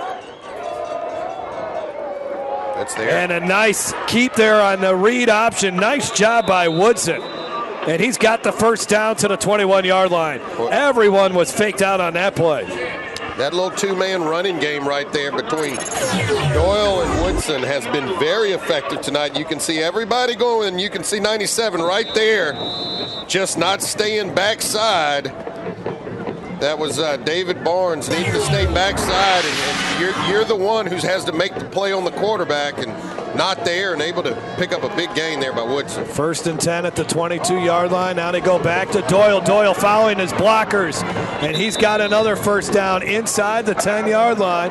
3rd trip inside the West Feliciana Parish red zone for the Purple Knights as they look to score early in the second half and retake the lead. And quickly, because remember, you want to try to make Holy Cross have possessions going against this wind, and there's Doyle getting through the hole there. He's had a good night running the football. Woodson keeps it, and he is brought down at the 6-yard line. Tyler Grubbs helped bring him down. And really, Doyle has done his damage off tackle. He's a bigger running back, and you got to turn those big guys east-west. When he gets going north and behind those shoulder pads, he's a load to bring down. 2nd and goal at the 6. Woodson surveying the defense. Mahmoud Bailey now in the backfield. Bailey gets to carry off the left side, carrying a couple of tacklers down inside the 1. 3rd and goal now for the Purple Knights. Well, and again, just able to kind of control the line of scrimmage, that offensive line. Coach Johnson, you could tell in the pregame conference calls we had with him, he was excited that this chemistry was coming back together for this offensive line, and he reiterated, Jeff, I don't know how many times, the whole key to his entire offense was that front line. 3rd and goal outside of the 1. Doyle, the running back. Movement off the right side and penalties. Flags all over the place. Well, and this is where St. Aug. False start. Number 70 on the offense. 5-yard penalty. Replay 3rd down. This is where St. Aug fluttered last time. I mean, they got the ball down, scored position, and then penalty, and all of a sudden you're backed up.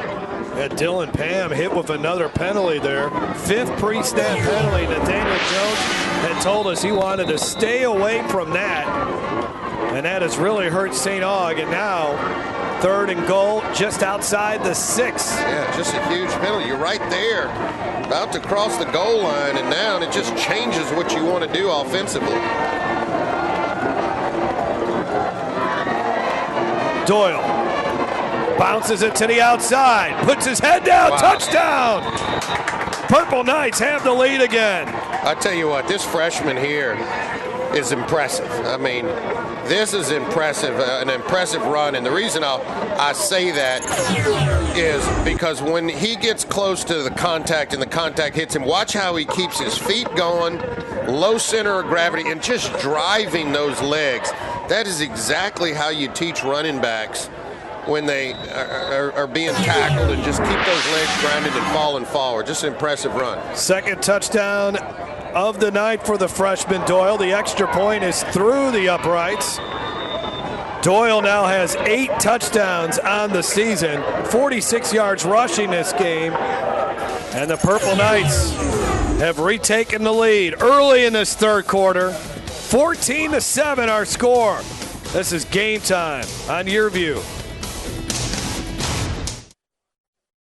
Hey, Joe Martin here. You've seen our commercials over the years, and you may be wondering, what's in it for me?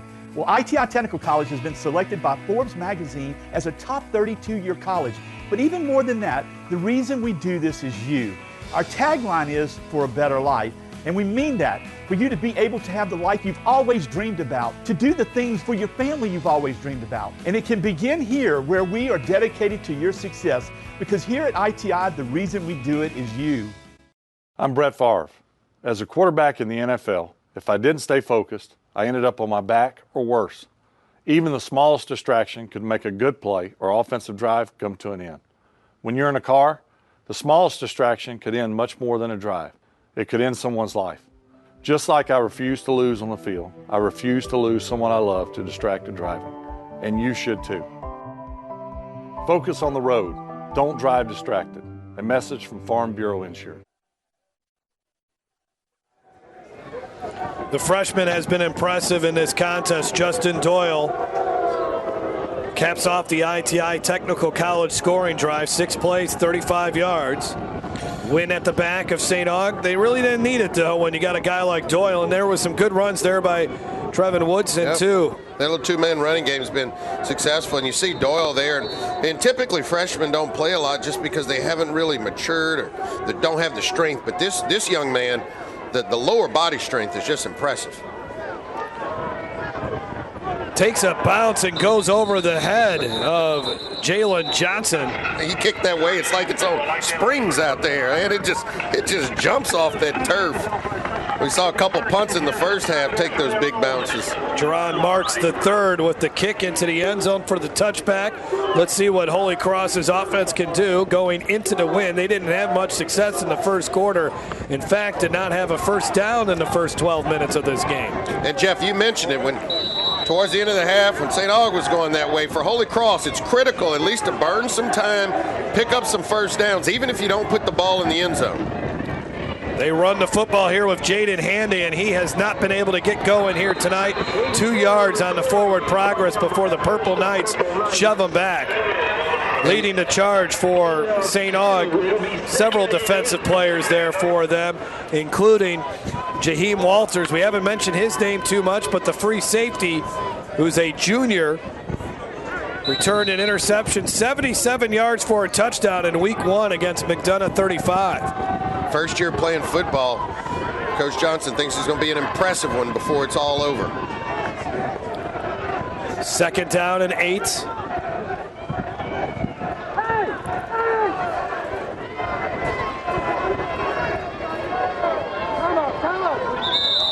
And with 1 second on the play clock, Holy Cross uses a timeout. And timeouts are like gold right now in a playoff game in the second half. Well, and when you heard Smacker interviewing Coach LeCompte, both before the game and at halftime, he was not very excited about putting the ball up in the air and going this direction. He really said, hey, we're going to play this thing kind of quarter by quarter, and we'll take our chances and our shots when the wind is behind us. So let's see if he's talking this thing over here and maybe, at least try some of the short passing game going in this direction. Catholic League, always one of the toughest districts in the state. Let's take a look at the standings at the end of the regular season. Patriots win it again. Now what John Curtis has to do is win the Division I state championship. They have not done that since moving up to 5A. They've won the Catholic League several years in a row, but once they've gotten into the playoffs, they have been beaten. But Rummel 5-1, Jesuit 3-3. You got a bunch of teams there in the middle. And here's St. Aug, just one win in Catholic League play. That was against Shaw. And they are very close from getting a win here tonight and advancing to the quarterfinals of the Division I playoffs. Swinging out. And some room and a first down for Jaden Handy. Well, that's a great timeout. I know you want to preserve them, but if you're going to call a timeout, you dial up something good and make sure you move the chains. So that is a great timeout because obviously able to get the ball out to Handy in the flats. Again, not forcing the ball down the field, just something safe that your playmaker can catch the ball in stride and try to pick up a first down. He does just that. That's a big first down for Holy Cross. 11-yard reception for Handy, only his 8th catch of the season. So from the 33, the Tigers operate this offense. Ball comes out. Oh, wow. St. Aug trying to get on it, and they do. Trying to get the scoop and score action, but tackled on the play by Cole Amante, but a big turnover. We've been waiting for our first turnover of the game, and we just got it. And the Purple Knights are set up in really good position inside. Actually, they'll mark it right at the 20-yard line. Well, here you go. Turnovers, and that's the first one right there. Going into a crowd, Handy just has to secure that football, and we saw the ball hit the ground a couple times in the first half, but nobody had turned it over. Here's your first big one because Holy Cross had just picked up a key first down. Then you come back, try to grind the clock, run it a little bit more, and boom, that ball flies out of there, and St. Aug right there to recover it, knocking back on the door. Kendall Rowan His helmet popped it loose. Taj Adams recovered it. And they're in the Gary Lewis Properties red zone. Touchdown, St. Aug. They dial it up. Touchdown catch by Tylee Keesley. Well, and I said if you're have the ball, St. Aug, third quarter, this is your opportunity to score your bunches of points, because next quarter it's going to be Holy Cross's opportunity. Good thing about this play is it didn't take very long, or this series, it didn't take long to get back into the end zone. One play right there, good play call, kind of a run-pass option with the quarterback. Fires a strike in there at the corner of the end zone and right back in the end zone. And now Holy Cross will have to take another try at it going against the wind in the third quarter. Only Keesley's 5th catch of the season, and that is his first touchdown, and his teammates are mobbing him right now. What a memory for that kid, a sophomore. Well, Coach the extra Jones was point way out on the field. Did he want a timeout? Yeah, and he used the timeout. Yeah, I think he had to take it because the lineman was late getting out there, and when the field goal kicker kicked the ball, you know, Coach Jones was halfway out on the center of the field. Here you go, just again, the read option. So that fooled them there because they've had so much success running the football. Sort of a run-pass option and wide open out there in the end zone. Just took his time. Woodson there and delivered a strike. Great call off the turnover. That's what you want to do. Try to catch your opponent when their heels are, when they're back on their heels. So the Purple Knights now, after the one-play, 20-yard ITI Technical College scoring drive, up by 13. Now they led it by 11. In the first matchup 2 weeks ago, they had a 14-3 halftime lead, ended up losing it. Well, did he call another timeout? He's still out on the field. What's going on here? Well, the referee is saying you have to get off the field. Timeout is over. As they're still trying to get the right personnel out there.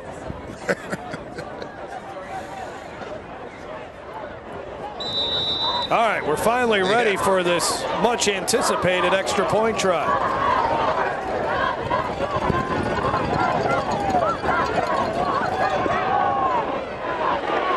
And it's through the uprights. 14-point lead for the Purple Knights. The winner of this game will make the trip up to Baton Rouge next week to take on the Catholic High Bears. And I saw some of the Catholic High team out here scouting this game, knowing that they're going to play one of these two teams. Woodson's had a really good night throwing the ball, 7 of 8 for 71 yards. And he's completed passes to 5 different receivers. So we're at the bottom of the bracket here. The winner will face the Bears, who have the bye. And again, the potential semifinal matchups. Who knows? Maybe it's St. Aug and Rummel. Both of these teams, St. Aug and Holy Cross, who have dealt with so many injuries this season. But the two respective coaches really felt good about going into this game because they felt like they got a lot of guys healthy again. Here's the kick. It will be returned this time from the 11-yard line. And up to the 27-yard line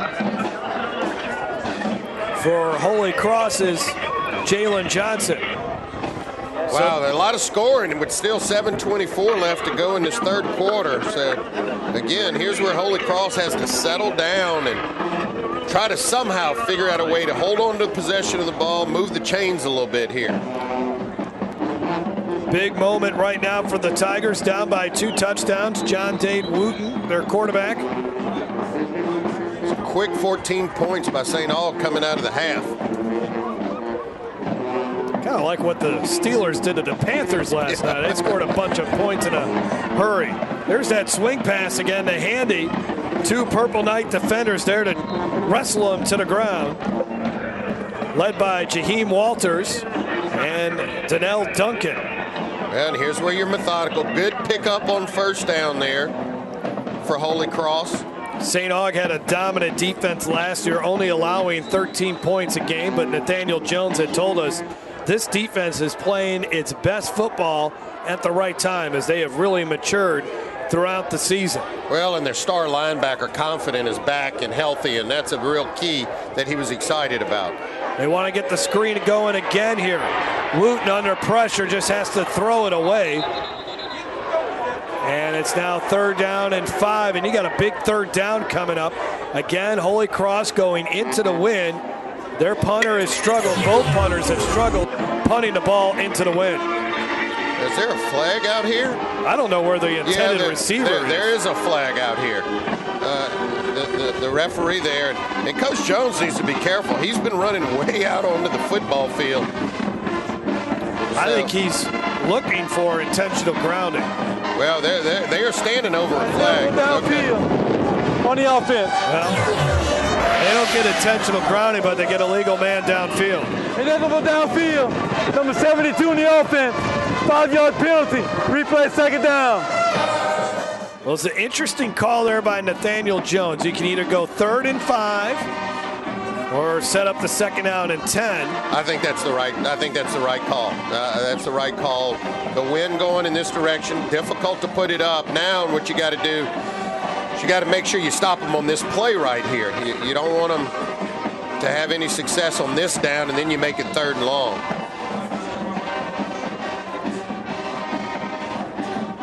Wooten surveying the defense.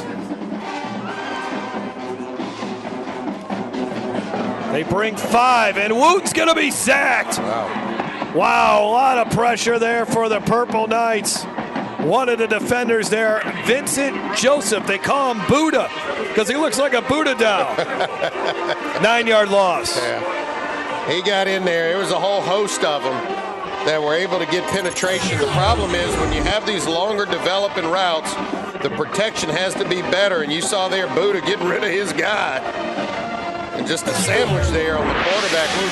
3rd and long. They got a man open, and it is caught, but just shy of the 1st down. Wow, what do you do here? Handy caught it, but he's a couple yards shy of the 1st down. Well, not much of a decision. LeCompte decides I'm punting the football. 17-yard pass play, but they needed 19. Well, this thing almost went the distance to pick up the 1st down and just blown coverage out there. And fortunate that Handy didn't get out of that tackle because St. Aug defender did not wrap up there at all. Taj Adams, the tackle. Broussard out the punt, and that might work in these conditions. And now it's picked up by a St. Aug player who moves the football into Holy Cross territory. What a heads-up play there by McFarland. I mean, the ball's just right there for you. The coverage is going a different direction. He fields the ball and gets St. Aug an extra 10, 15 yards. St. Aug with a commanding 2-touchdown lead. Look at this. Nathaniel Jones getting fired up. Watch him talk to his defender here. You got to be careful here. Do not get a roughing the passer penalty. And Jones needs a get-back coach. He needs to be careful, too, not to get way out on the field and get an infraction himself. 1st and 10 at the 42-yard line. He's been on the field a lot, like you mentioned. This could be a back-breaking drive. Wooten will get to the line of scrimmage, and that was it. Woodson, I should say, not much running at all as he was brought down by Dominic Lamb, who's a Southeastern Louisiana commitment, who's been battling an injury.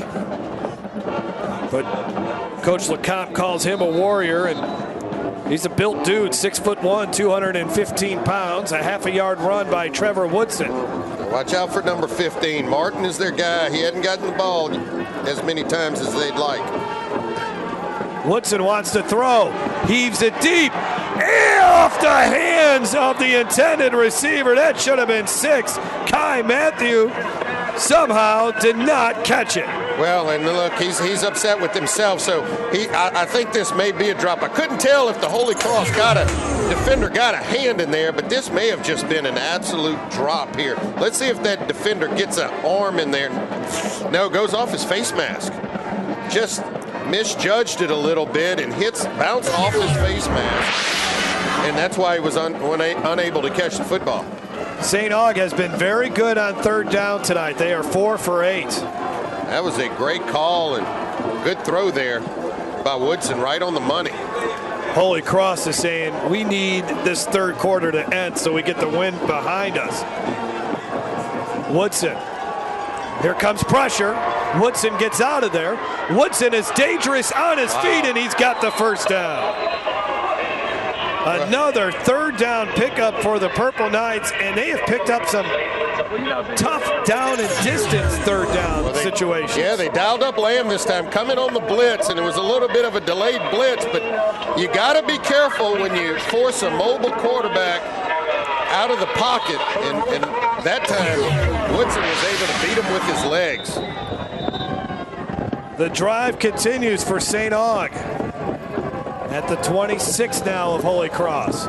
Seems like the entire game has been played on this side of the field, and that's because the wind. Yeah, absolutely. That's what's going on. I mean, there's been like only a handful of plays on the other side of the 50. The one drive St. Aug had earlier in the first half. There's the ball loose again. The snap never really got to Woodson, but he fell on it. It does bring up 2nd and long here.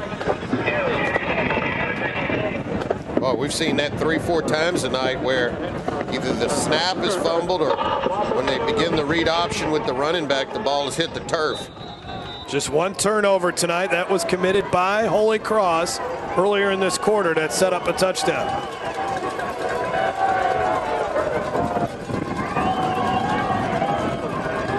They run the football here, and not much, a couple of yards. Another 3rd and long coming up. Another tackle for Tyler Grubbs.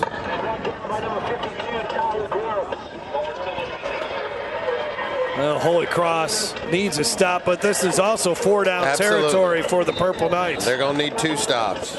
St. Aug has lost 6 of 9 to Holy Cross. And Holy Cross's playoff record since moving up to 5A in 2013 is just 2 and 5. I think you'll see the read option game with Doyle and Woodson here. 3rd down and 10. I thought there was movement on the right side. I guess not. And look at this. Mahmoud Bailey, did he pick up the first down? He did. Another conversion on 3rd and long. That's unbelievable how St. Aug has beaten Holy Cross on that tonight. Well, and that time it was Bailey with the read option game, but this has been successful for them. Just a little 2-man, the quarterback reading it there, but great vision by Bailey, making that cut out of the hole and into the open field there. They have converted, as they're inside the Gary Lewis Properties red zone, on 4 of their 3rd down conversions. It's been by 10 yards or more. That's impressive. I mean, you could go a month and not do that. You can go a season maybe and not do that. And they're really beginning to rack up the yardage here on the ground. And not only that, this clock is continuing to run.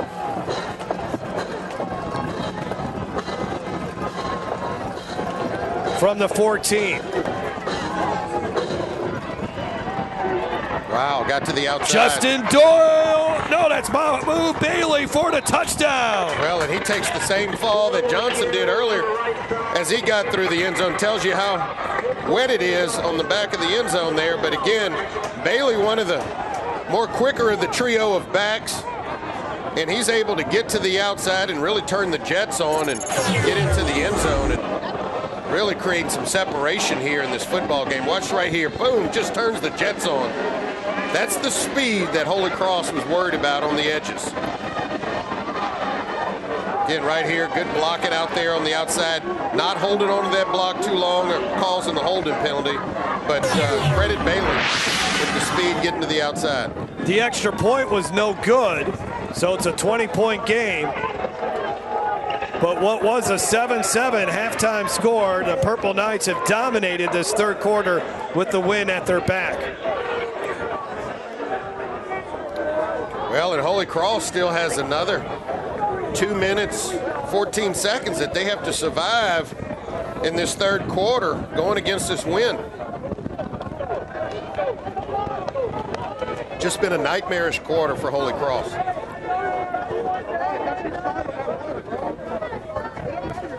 Well, we saw a lot of excitement on that Holy Cross sideline in the second quarter. Now a lot of frustration, and you got to think there's a lot of doubt as well. Well, there shouldn't be. I mean, look, just like St. Aug was able to capitalize on the opportunity they had with the win, Holy Cross will get that opportunity too in the fourth quarter. They just got to be productive with it. 3 drives here in this third quarter for St. Aug have started in Holy Cross territory, and all of them have ended up in the end zone. Still a lot of football left, a lot of football. On the return, Holy Cross trying to get something going here, bouncing it to the outside is Jalen Johnson. Good pursuit, though, and he's brought down by DeAndre Cooper. Let's look at our ITI scoring drive. Mahmoud Bailey on the touchdown run. His first of the night, 6th of the season. So 2 touchdown runs for Justin Doyle. And a touchdown run for Bailey, and then Woodson throwing the touchdown pass to Tylee Keasley. Well, and I mentioned whoever could get that run game going, I thought had the advantage in this game, and clearly that's favoring St. Aug right now. Play action fake here for Wooten. Wide open. Wooten's got a man wide open as he's called it, Jason. Running down the seam, Merlin Seminary all the way to the 30-yard line. That's the pick-me-up that Holy Cross needed. Well, that's huge, and it's a big pass play into the wind. And St. Aug just blown coverage on Seminary. Just nobody out there, and a good job of Wooten stepping into this football, not allowing it to get caught up in the wind, and just delivering a strike out there to Seminary. Just so everybody knows, that's a first down, said Merlin Seminary. 1st and 10 at the 30. Hadn't seen one of those in a while. First down into the win for Holy Cross tonight, I believe. Gotta love that name, Seminary, at a Catholic school. 43-yard pass play. Let's see what they dial up here. Wooten will go back to the air, and it's almost intercepted. Wow. Yeah, that's a ball you got to just chunk up into the stands somewhere. That thing was dangerous. There was no shot to complete that screen. Taiwan Berryhill, who is a freak of an athlete, was right there, number 8, along with Josh White. But watch this. I mean, you just can't even throw that. You got to throw that thing away. Nice job by Kirkwood, who's been very quiet here tonight. He had an 80-yard touchdown catch versus Brother Martin. Has 8 touchdown catches on the season. I don't think he's got a catch here tonight. Wooten feeling some pressure. Somehow escapes out of it. And then he gets brought down, a loss of 4 after all of that. He was hit by Kenneth Rivardi, who's the brains of that defense for St. Aug. Studies film, not the biggest kid as you can tell, 5'7", 160 pounds, but make sure everybody gets lined up right. 3rd down and long now for the Tigers. Well, and these are the little plays. Wooten, he's going to grow up and mature, but as he escaped the pocket on that last play, just toss it away and you save a few yards. You're right back at the line of scrimmage. You take the sack, you lose these yards. Wooten steps into another one and incomplete. Great coverage on the far side, as that was outstanding by Josh White. But I thought this was a great pass here by Wooten. I think Kirkwood may have just missed this ball. It was thrown to the outside. I didn't see if St. Aug got a hand on it, but let's see. I thought this was a great throw on the outside to where only his receiver could get it. Nope, it's broken. Wow. Oh, he just couldn't. Yeah. I couldn't tell, Jeff, if he got a hand on that ball or not. But I think that's when Kirkwood should have hauled in for his quarterback. Tough. It was fluttering there with the wind. You could tell probably impacting it. Big 4th down coming up. Wooten is 7 of 15 for 137 yards and a touchdown. Who will make a play here for Holy Cross? Wooten's got time, and it's complete, but this has got to be a long run, and it's not going to happen for Jalen Johnson. He is taken out of bounds after a gain of only 3 when they needed a lot more than that. And Holy Cross turns it over on downs. Well, I'd take Okay, well, the clock's going to stop here, change of possession. But again, St. Aug, 50 seconds left to move with the win. So if you're going to pass the ball any more tonight and you're St. Aug, this is your opportunity here. I have a feeling you're going to see a healthy dose of Mahmoud Bailey and Justin Doyle. That Purple Knights running game has been very effective here tonight. It has, and that's why I'm thinking if you're going to dial up one more shot and maybe put this thing out of reach, here's your opportunity. Remember, they had an opportunity with Matthew on that last drive, and he just dropped the football. Woodson, the seniors, played very well here tonight, and they will throw it. Woodson under pressure, and he will go down. 3 or 4 Tigers were there. There's also a flag down on the play. I actually see 2 penalty flags. I got an illegal shift on the offense. Well, they'll decline that. Until it's declined, we're going to go second down. Let's send it down to the field and Smacker Miles. Guys, this team was starting to look pretty frustrated down here on the sideline. We have some guys sitting down, clearly showing their frustration and talking to each other. Then that long pass happened, and it really ignited the sideline. The guys stood up. They said it's now or never. It's time to go. They still have a whole quarter to go, and they're excited to get back in this game. Jeff? Yep, it is now or never. Or as Coach Nathaniel Jones said, win or go home, whatever you want to use. You want to put your helmet up. I like what he said there. If you caught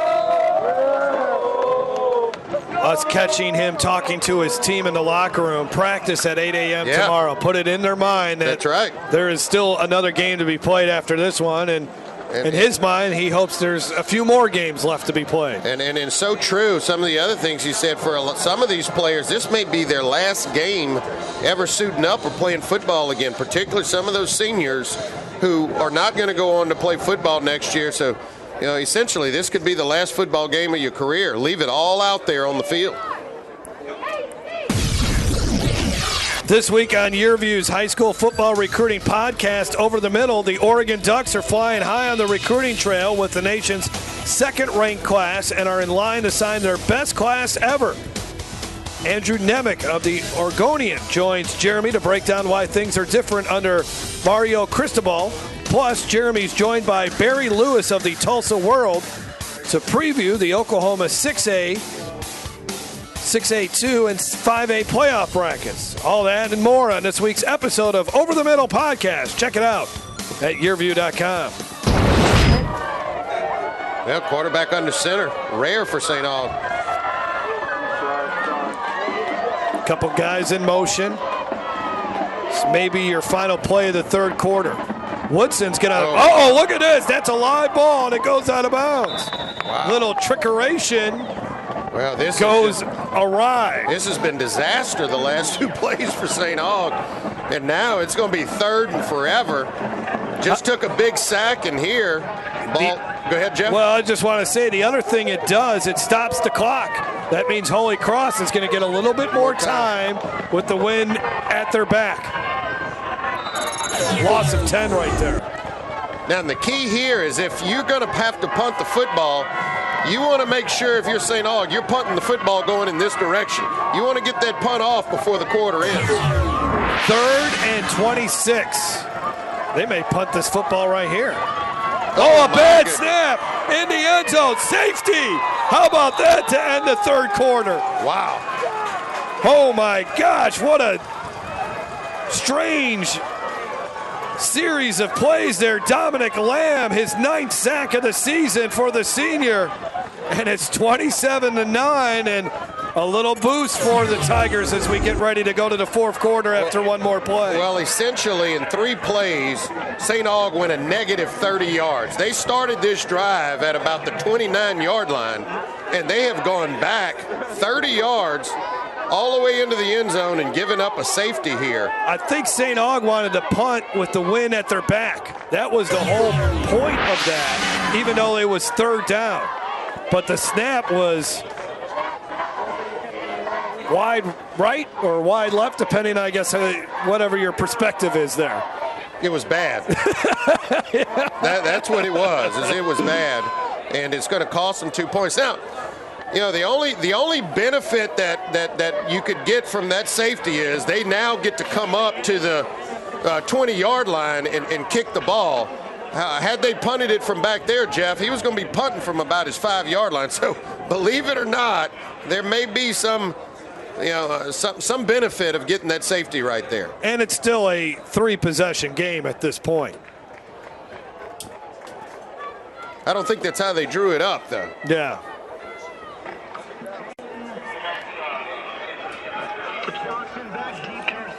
Well, that was interesting. Those last 3 plays by St. Aug.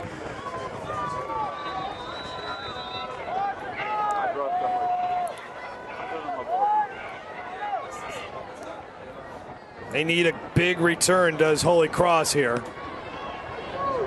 Good kick, taken at the 32. Straight ahead and up to the 43. Still 2 seconds left to go in the third quarter after the return by Jalen Johnson, and he was brought down. Christopher Confident on the stop. So from the 44 here for Holy Cross. One last play into the win for the Tigers.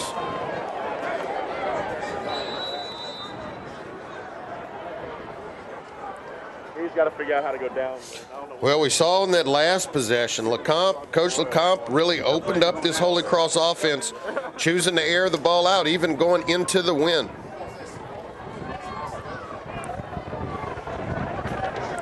They'll run it here. And like most of their run plays, it doesn't go very far. St. Aug has shut down their running game. Tywin Berryhill on another tackle. One of these teams has just 12 minutes left in their season. Holy Cross trying to will their way to a victory, but this Purple Knights defense has been tough tonight. A big turnover there in the third quarter led to 6 points. 12 more minutes to go when we come back.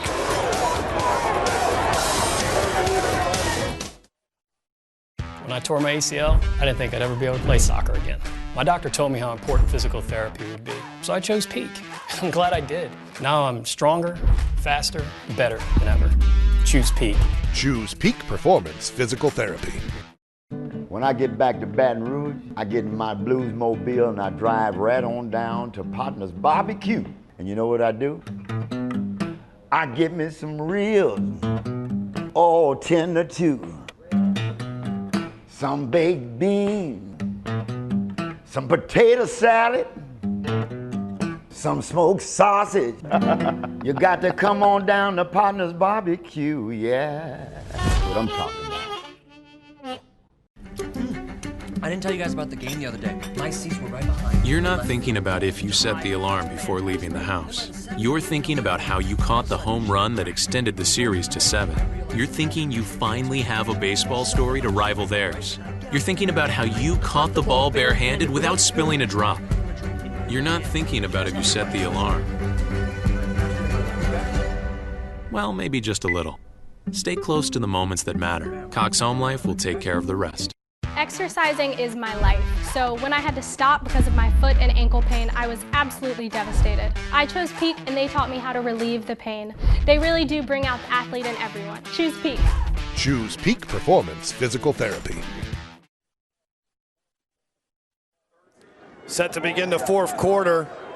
This sophomore will need to play really well over the next 12 minutes if Holy Cross will come back to win this game. John Dade Wooten facing a tough St. Aug defense, but now Wooten has the benefit of the wind at his back. Handy in the backfield with him. 2nd down and 8 as we begin the fourth quarter. Jeff Palermo, Jason DeQuare, and Smacker Miles down on the field. Wooten, there's that crossing pattern. They've had a lot of success with Jalen Johnson. Johnson out of bounds at the 35-yard line. Almost feels like they can run that play 10 consecutive times, and I don't know if St. Aug can slow it down. Well, the only way is getting pressure, and it takes your line has to really hold up here for a couple of seconds for that crossing route to develop, and then you see it comes right across the middle, and Johnson able to get in the open field. But the place you have to credit is that Holy Cross offensive line for giving Wooten that much time to allow that play to develop. Wooten now 9 of 17 for 162 yards and a touchdown. There's the screen, and it's open for Johnson. Johnson almost had a chance there to break that one. Good tackle there in the open field with a blocker on him by Jaheim Walters. There is a flag, though, in the secondary of the Purple Knights. Well, another good play call. Face mask. And Johnson has been the guy doing most of the damage. From a 34 on the defense. Face mask. 15-yard penalty. First down. Well, we saw St. Aug score points in a flurry going in this direction, and now you see Holy Cross on the move here quickly. Here's the little slip screen, and yep, there you saw the face mask right there. Yeah, there was one earlier, too. I was going to say. Yeah. The Holy Cross offensive lineman, I thought, had the face mask first. That's Austin Werland. Could have had offset in there. Then the play would have gone back, but fortunate for Holy Cross, they survived one there. So now the football at the 13-yard line. Jalen Johnson, another one of those special sophomores on this Holy Cross team. Here comes the pressure, and Wooten's going to take a big sack. Driven down at the 26, forward progress at the 23. But that's Kendall Rowan, his 11th sack of the season. He's been going up against Holy Cross's best offensive lineman, Joshua Remedich, and he beat him that time. Well, and here again, you just have to understand the situation. So you go empty backfield. That means you have no running back at home to block for you. It's 2 steps, ball gone. Once you pump fake, it's too late. You just don't have that kind of time on that sort of design play. You got to let the football go. Second down and 21.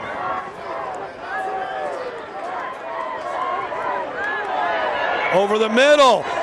Almost. Did he catch it? Yes, he did. Interception. Josh White. Big time pick.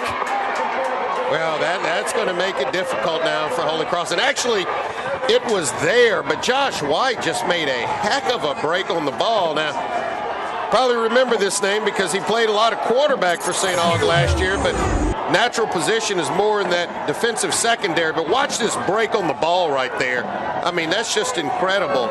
Jumping in front of that football and catching it cleanly.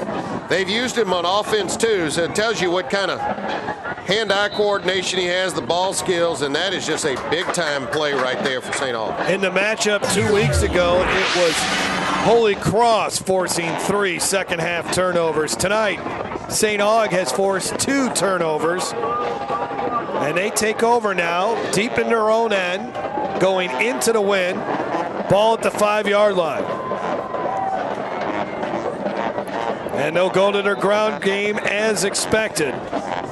Justin Doyle and Mamu Bailey both have ran the football very well. That was Bailey that time on the carry. And if I'm St. Aug, I'm taking each of these snaps down, the play clock down to almost 1 or 2 seconds before I snap the ball. If you snap that ball any earlier, you're really doing yourself a disservice. Try to shorten this game.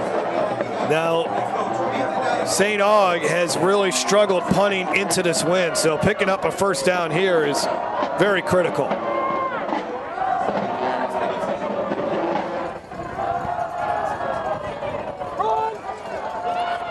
And that play was not going to go anywhere. Woodson colliding with his ball carrier. Bailey really prevented that play from getting going, and it's now 3rd down and about 7. Well, I think the strategy here for Coach Johnson is let's take as much time as we can off of this clock. Let's make sure we don't turn the ball over or cough it up, and rely on this running game that we've established here. 3rd and 5. This is actually manageable here with the success St. Aug has had running the football. 3rd down, 5.5. Woodson will run. They've done great on 3rd down tonight. Not that time. They are stopped a few yards shy of the first down. And Holy Cross's defense does its job, forcing the 3 and out after the turnover. If you're St. Aug, do you just go for it here? I think they're thinking about it. I mean, look, in this direction, they've punted the football like negative yards. So And we saw when they tried to punt it last time, it was a bad snap. They will punt it. So we'll see. But if let's look and see how many yards they actually pick up. I think the ball is at about the 13-yard line. Let's see. It's very tempting. You don't normally say that when it's 4th down and 3 at the end. And you're in your own territory like that. You know? And Nathaniel Jones will call timeout to think about it a little more. That is the last timeout for St. Aug, I believe. Well, did he call a timeout? Or were they putting, I think they were resetting the play clock? Is that what they were doing? Oh, no, I think he took the delay of game penalty. Oh, wow. Okay, well. You're not going for it now? No. You might as well just punt it and hope you can at least get the 6 yards. Been a rough night for Devin Coatney, punting the ball in the wind. And you got to watch the snap here. The snap is good. Holy Cross coming after it. And the ball just dies once it gets in the air, but that's pretty effective right there. Yes, that's about as good as you can expect if you're a St. Aug fan. That is valuable yardage on that punt. So Holy Cross's offense comes back out on the field. They're looking at a deficit here of 18, and they got 37 yards to go after the 28-yard punt. One of the best 28-yard punts you'll see all season. Well, you know, you got the 2-point conversions, so if you can get this thing in the end zone and could possibly be, you know, you need 3 scores, but got a good field goal kicker.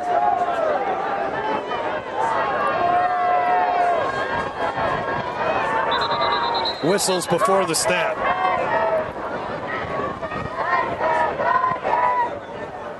I do not see a flag on the field. Looks like we're going to have a meeting here.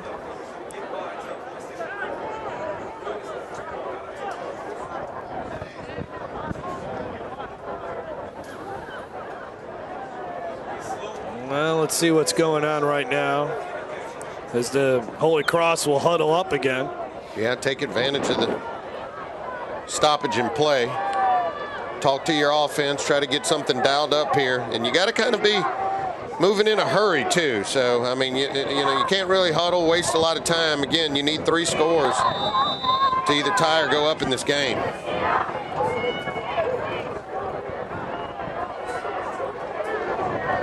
Wooten feeling the pressure and off the hands of the receiver. Jaden Handy was there. There is a flag down. This might be roughing the passer. This could be a break for Holy Cross. Personal foul, roughing the passer right here on the defense. Yeah, that's a big break there. And I saw the delayed blitz again by St. Aug from the linebacker position. Had a clean hole to run through, but obviously hit the quarterback a little late here.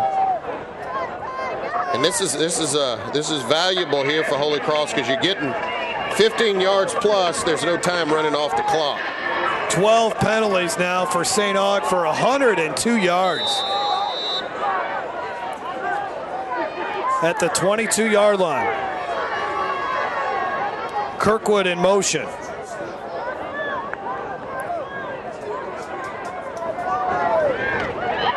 Wooten under pressure again, gets hit as he tries to throw. Ball on the ground, still on the ground. Who's got it? Wow. That's going and it is St. Aug football coming away with it. Christopher Confident. And there's your 3 second-half turnovers to copy what Holy Cross did against St. Aug a couple weeks ago. Wow. You got a player down. You got 2 players down, actually. 1 from each team. Let's first make sure that these athletes are okay. That's Jabez Miles, a junior who is slow to get up. Looks like they're working on a knee on the Holy Cross player. That's their best offensive lineman who's down there. Joshua Remenich, who's got an offer from Tulane. But this St. Aug defense, boy, they have been after the quarterback. Jabez Miles, who got injured, he was the man that They got 2 hurt players. Knocked that football loose, and then the ball on the ground, and Confidence somehow recovers it. I'm saying there's 2 hurt players. So. And with 8:01 left to go, you're starting to, right now, I think it's settling in for Holy Cross that this might not happen for them here tonight. Well, it's going to be tough. I mean, they're definitely obviously back against the wall. They're in a hole there as you see them continuing to work on Miles. It's good that he's able to get up there. May have gotten the wind knocked out. A lot of times when you're holding that rib and midsection area. Let's take a look at an updated Division I bracket. This is how it looks right now. Evangel ended Shaw's season. That'll be a long ride home for Shaw all the way from Shreveport back down to New Orleans. Brother Martin blanks Scotlandville 30-0. So far it's been chalk. St. Paul's and Jesuit, they will play tomorrow. But St. Aug could pull off one of the minor upsets in the opening round of the Louisiana High School Athletic Association playoffs if they can hang on to this 27-9 lead.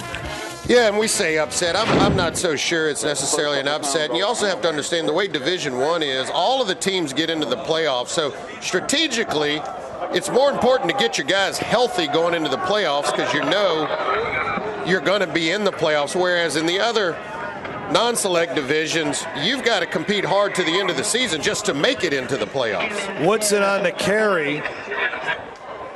Got to the line of scrimmage, but the key right now for the Purple Knights is to hold on to the football. That and let this clock run. Yeah, no turnovers. Obviously, they'll continue to pound the football here. Clock continuing to tick. But you better believe Holy Cross is going to be bringing some pressure. From the 37. Bailey, nice bounce to the outside and then turned it upfield and gets 8.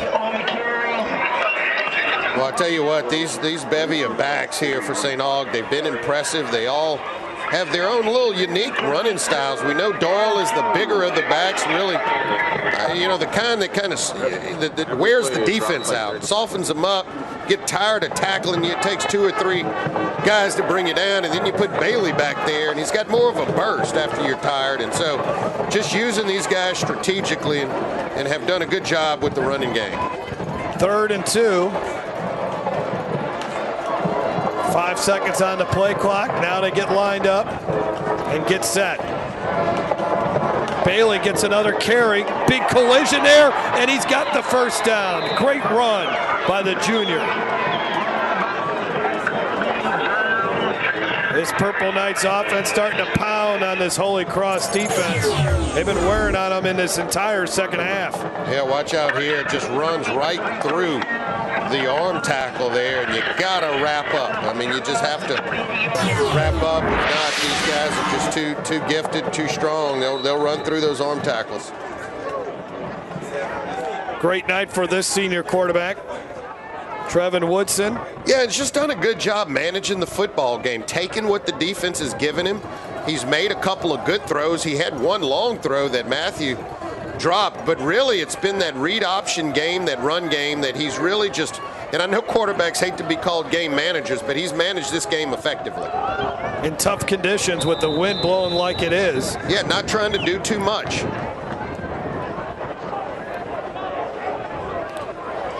Have not seen the rain fall too much in this game early on in the contest, but that's about it. The rain has moved out, the cold air is moving in, and that wind has been relentless all night.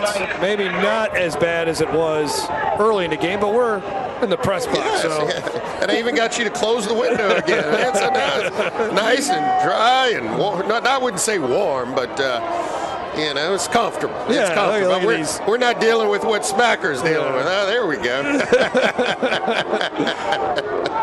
Second down. Holy Cross trying to get a play here defensively. Nice tackle by Chase Rosano, who's a little slow getting up after the tackle. No turnovers tonight by St. Aug, that's been a key, and what they've done on third down has been special in this game. 7 of 13, that is huge. To me, that's almost as big as the 3 turnovers, because this has been something that's been developing the entire game, the ability by St. Aug to stay on the field, keep the chains moving, and converting on these third downs. And it wasn't like it was 3rd and 2, 3rd and 3. They've converted 4 times when it's 3rd and 10 or longer. Well, and Coach Johnson said that the key to his team and the key to victory would be this offensive line. And thus far, they've played the type of game to bring them a victory. Bailey stopped after a yard as the Holy Cross defense flexes its muscles there, but the clock continues to tick. Time running out on the Tigers' 2018 season. Well, I think if you're St. Aug, I think you go for it here, Jason. If you get the first down, you certainly put this game away.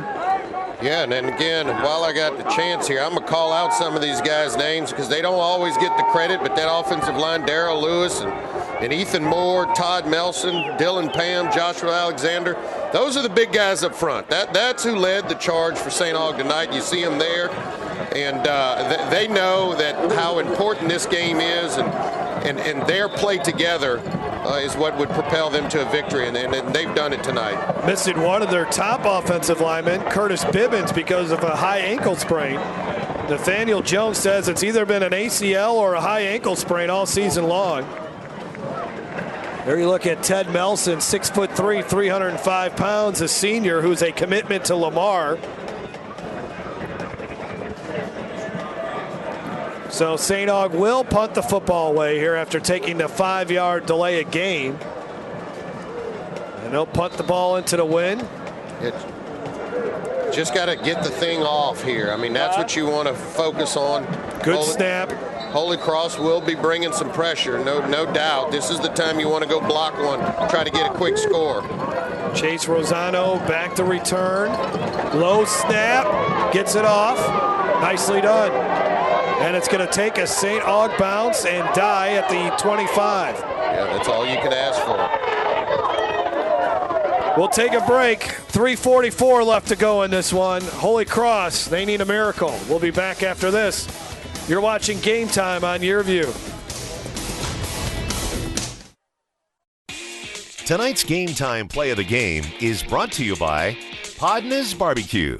Slow cooked, fall off the bone perfection. And the best baked beans in America.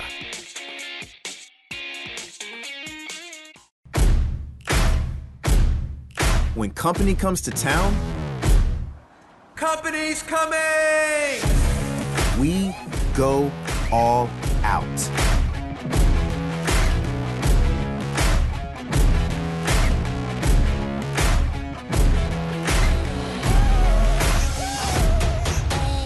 All you gotta do is get down here and visit Baton Rouge.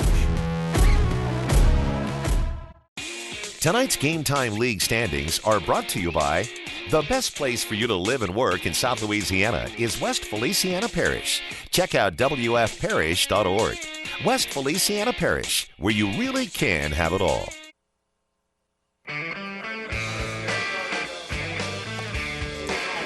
Game Time on YurView. Thanks Louisiana Lift for their support of this telecast, specializing in customer service on equipment rentals and parts and training. Louisiana Lift has been serving its customers since 1980. You can check them out online at lalift.com or contact the New Orleans area office, area code 504-463-3400. Louisiana Lift, they're always on call. Oh man, Sam up there, I know if it's cold down on the field, it's probably even breezier up there. That's toughing it out. Wooten. A lot of time to throw, and now he's got to get rid of it. And looked like he caught that. It is going to be a catch, and that's a first down. Got to move quick. I mean, look. Alondre Wells, his 6th catch of the season. He throws this ball way across the field, and it's a long throw, not a big pickup. Oh, that thing probably bounced off. But, yep, they're bringing it back. It's a good call by the refs. Good call. So that negates a 13-yard pass play. It was bang, bang, but it's the right call. You could see the tip just bounce off the ground there. Good job by the camera crew. Good job by the officials. One obviously got a good look at it, overruled the one that did originally call it a catch.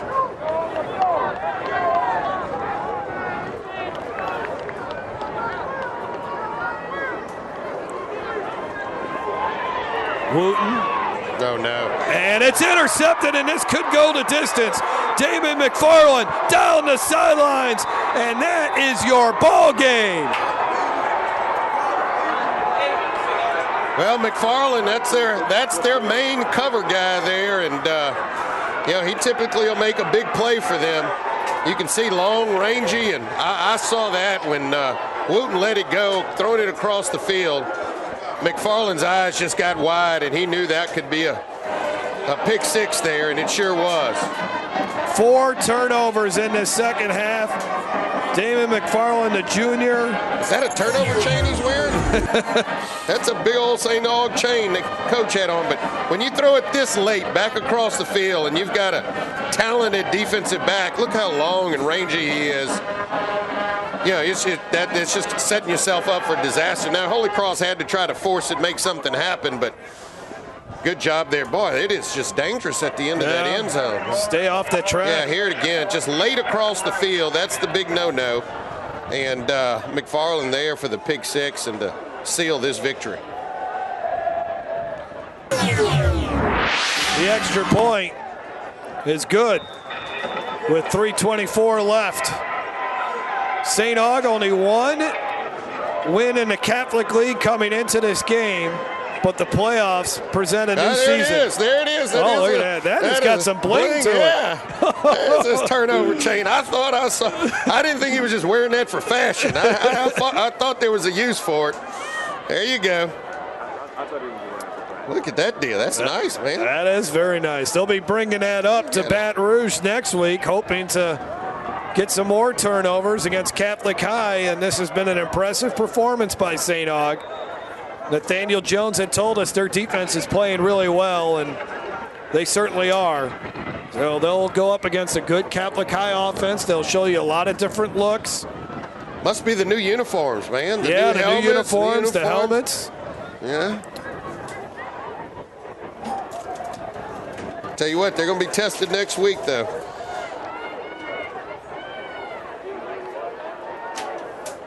Let's take a look at our play of the game from this one. And it'll be brought to you by, this was the big fumble, the turnover, the first of 4 in the second half. Ball knocked out of there, eventually picked up by Taj Adams. And then that led to this touchdown pass to Tylee Keesley. The only touchdown pass thrown on the night by Trevin Woodson, but a big turn of events there. That would make it 21-7. Holy Cross never able to recover in this football game. Johnson on the return, and he can only get up to the 35. Well, a tough night for Holy Cross, but the good news is, and I know the seniors don't want to hear this, but this is a young team, a very coach, young, very young. Putting his system in, and I tell you what, next year, the year after, I would not want to be the teams having to face this Holy Cross team, as they're going to only grow and mature. You see quarterback Wooten hanging his hat, but again, just a sophomore. There's going to be a lot of learning for him, a lot of development, and this team's going to be good next year too. They return pretty much all of their skill position players next season. Merlin Seminary is really the only one that will not be back. Wooten feeling the pressure again. Purple Knights just coming after him. Spins away from one tackler and then gets to the 40 before he is brought down. Wooten's had to run a lot here tonight as he has not been able to find men downfield quickly. But a frustrating night for that sophomore. And again, I mean, these are things you'll learn too. Right there, when you get a little opening right here, just let the ball go. Force it down the field.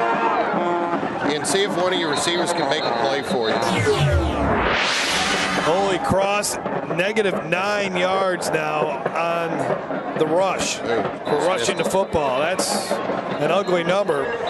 They only ran it for 61 yards 2 weeks ago, so the Purple Knights have, and I think that was the biggest thing that Holy Cross couldn't do here offensively. They made some plays through the air at times, but never able to establish a running game with Jaden Handy. Really hurt them here tonight. Particularly in these type of weather games here. I mean, when it's difficult to move the ball, particularly in one direction through the air, you got to establish a run game. But that guy right there, Coach LeCombe, he's going to get this. He's going to get this program back where Holy Cross expects it to be. 3rd and 4. And another big sack. A flag goes down. Picking up the sack that time was Bishop Thomas, a freshman. He don't look like a freshman, but that's what the roster says. 6'1", 255 pounds. Well, and their running back Doyle doesn't look like a freshman, so St. Aug's got something to work with. On number 70 on the offense. That pass is declined. We're going 4th down. Loss of 4. Well, the offensive line had been healthy for the first time in a long time, but St. Aug's defense just too much here tonight. They're going to punt the football away here. Brian Broussard is out there. Brian Broussard's a junior who started the season as the quarterback, and then they made the switch to John Dade Wooten, so he'll be back next year, and if they want to reopen the quarterback competition, he might be involved in that.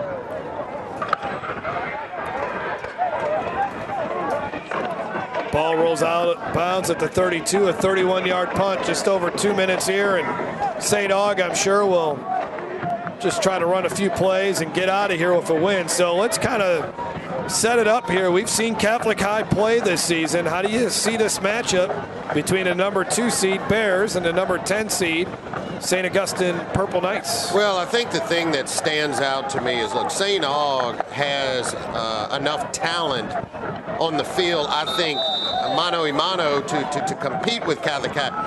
But, you know, Catholic High is going to be extremely disciplined. I think there were too many penalties by St. Aug, and Catholic High is just going to capitalize on a lot of that, on those types of intangibles. So they would have to play a mistake-free game, not turn the football over in order to have a shot next week.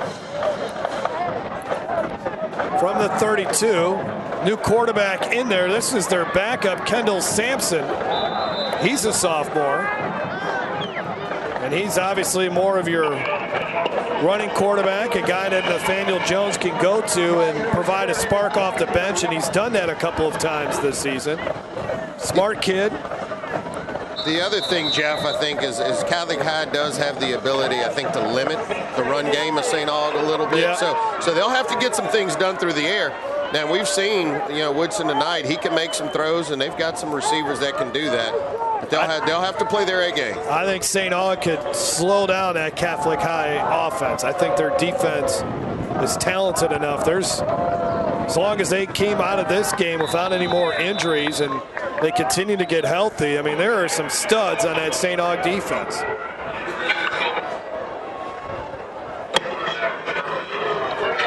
Albert Quest, the 5th, rushing the football there, a sophomore.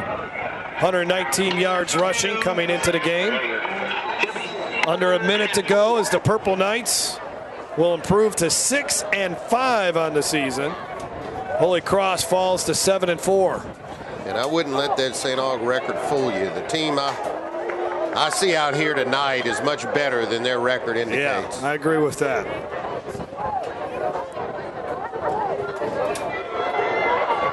You'll look at the bracket tomorrow or tonight, however you consume your brackets, and you'll say 10 beat the 7, but I think St. Augustine showed they're the more talented team now that they got a lot more of their weapons back, especially in defense. I think that was the key here tonight.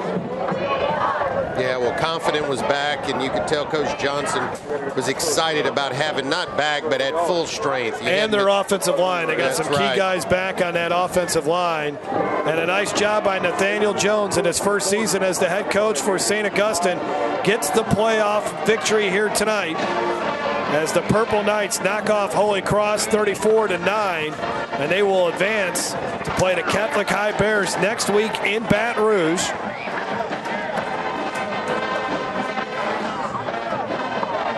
So a nice moment there between those two coaches, Guy LeCompte and Nathaniel Jones. A lot of respect between those two men. We'll look at the updated Division I bracket with St. Augustine now advancing, and the only other score we're waiting on is St. Paul's and Jesuit, and that game will be played tomorrow. But so far, things have gone almost according to plan, except for tonight's win with St. Augustine beating Holy Cross 34-9. It's interesting they play that game on a Saturday. I guess they're going to have one less day of rest than some of these other squads. So let's go down to the field and smack her miles. Coach, you was all St. Aug in the second half. What clicked for your offense? I think the guys did what we told them to do. We told them to stay focused, minimize your mistakes, win on first down, win on third down. No pre-snap, no post-snap penalties. And guess what? At the end of the day, that's what happens. You know, our coaches did a great job. I want to thank God, because without him, none of this is possible. And Holy Cross is a great team, man. And Coach LeCompte is a great guy, too. Defensively, what an inspired effort that entire second half. What did they do so well? We just ran to the football, do the things, protect your gap. You know, when they shift, adjust, you know, do the little things. Your rules will hold up. You know, just play by your rules. You move on to the quarterfinals to face Catholic. How proud of you how proud of your team are you tonight? I'm proud of them, but it's just like you get 24 hours and, you know, it's on to the defending state champs. Thanks, Coach. Good luck. Thank you. Jeff? They'll have practice tomorrow morning at 8 a.m. as they'll get ready for the Catholic High Bears. Great win for the St. Augustine Purple Knights as they defeat Holy Cross here tonight, 34-9. 34-9. We'll take a break and we'll wrap things up from Joe Yenni Stadium. Purple Knights moving on in the Division I playoffs. You've been watching Game Time on YurView. Tonight's Game Time Player of the Game is brought to you by Peak Performance. At Peak Performance Physical Therapy, we treat the athlete and everyone. Stronger, faster, better. Choose Peak. Check out the stories behind the games. Visit yourview.com/Louisiana. I'm Brett Favre. As a quarterback in the NFL, if I didn't stay focused, I ended up on my back or worse. Even the smallest distraction could make a good play or offensive drive come to an end. When you're in a car, the smallest distraction could end much more than a drive. It could end someone's life. Just like I refuse to lose on the field, I refuse to lose someone I love to distracted driving. And you should too. Focus on the road. Don't drive distracted. A message from Farm Bureau Insurance. I didn't tell you guys about the game the other day. My seats were right behind. You're not thinking about if you set the alarm before leaving the house. You're thinking about how you caught the home run that extended the series to 7. You're thinking you finally have a baseball story to rival theirs. You're thinking about how you caught the ball barehanded without spilling a drop. You're not thinking about if you set the alarm. Well, maybe just a little. Stay close to the moments that matter. Cox Home Life will take care of the rest. Hey, Joe Martin here. You've seen our commercials over the years, and you may be wondering, what's in it for me? Well, ITI Technical College has been selected by Forbes magazine as a top 32-year college. But even more than that, the reason we do this is you. Our tagline is for a better life, and we mean that, for you to be able to have the life you've always dreamed about, to do the things for your family you've always dreamed about. And it can begin here, where we are dedicated to your success, because here at ITI, the reason we do it is you.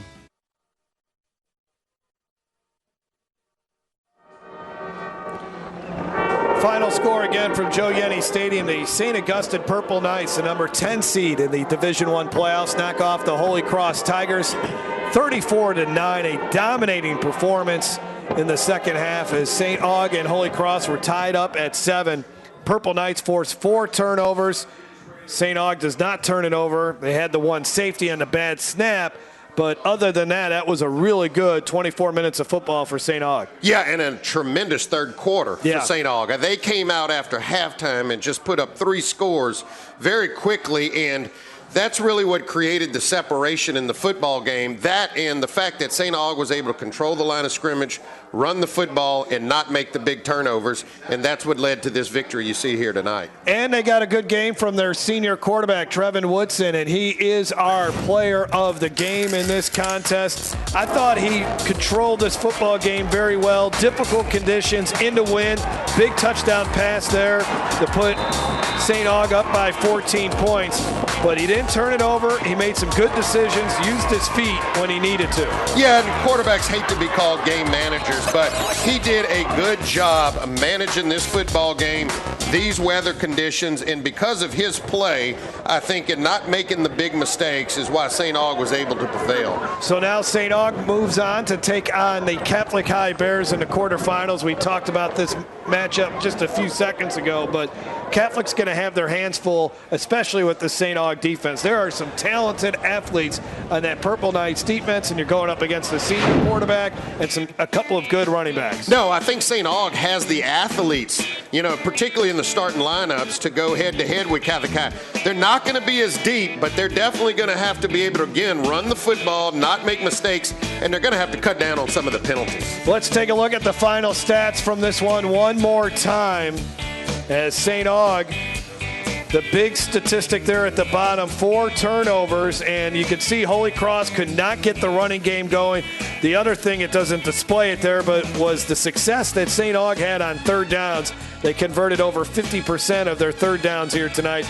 That was huge in this contest. No, that's right. 4 turnovers, negative 13 yards rushing the ball. It's just not going to get it done, and that's why you see the score there, 34-9. Holy Cross this season ends 7-4, but they got a great coach in Guy LeCompte. They got some sophomore players, some junior players that will be back next season. So Holy Cross will definitely be someone to be reckoned with next year. But their season ends here tonight to St. Aug. It was a fun night to begin the Division I playoffs, the playoffs across the state in the Louisiana High School Athletic Association. I want to thank everyone involved in this broadcast. Eric Coleman, our producer here tonight, Cameron Galloway, Walter Volpatti, our director, Smacker Miles down on the field, Tommy Cooper, our statistician, Jason DeQuire. I'm Jeff Puerma. We'll see you next Friday. Game Time on YurView was brought to you by Louisiana Farm Bureau Insurance, ready to serve you with auto, homeowners, life insurance, and more. Real service, real people. West Feliciana Parish. The best place for you to live and work in South Louisiana is West Feliciana Parish. Check out wfparish.org. ITI Technical College, your key to a better life. And by Peak Performance. At Peak Performance Physical Therapy, we treat the athlete and everyone stronger, faster, better. Well, I've had back pain now and then, but it got so bad I couldn't even bend over. I didn't want to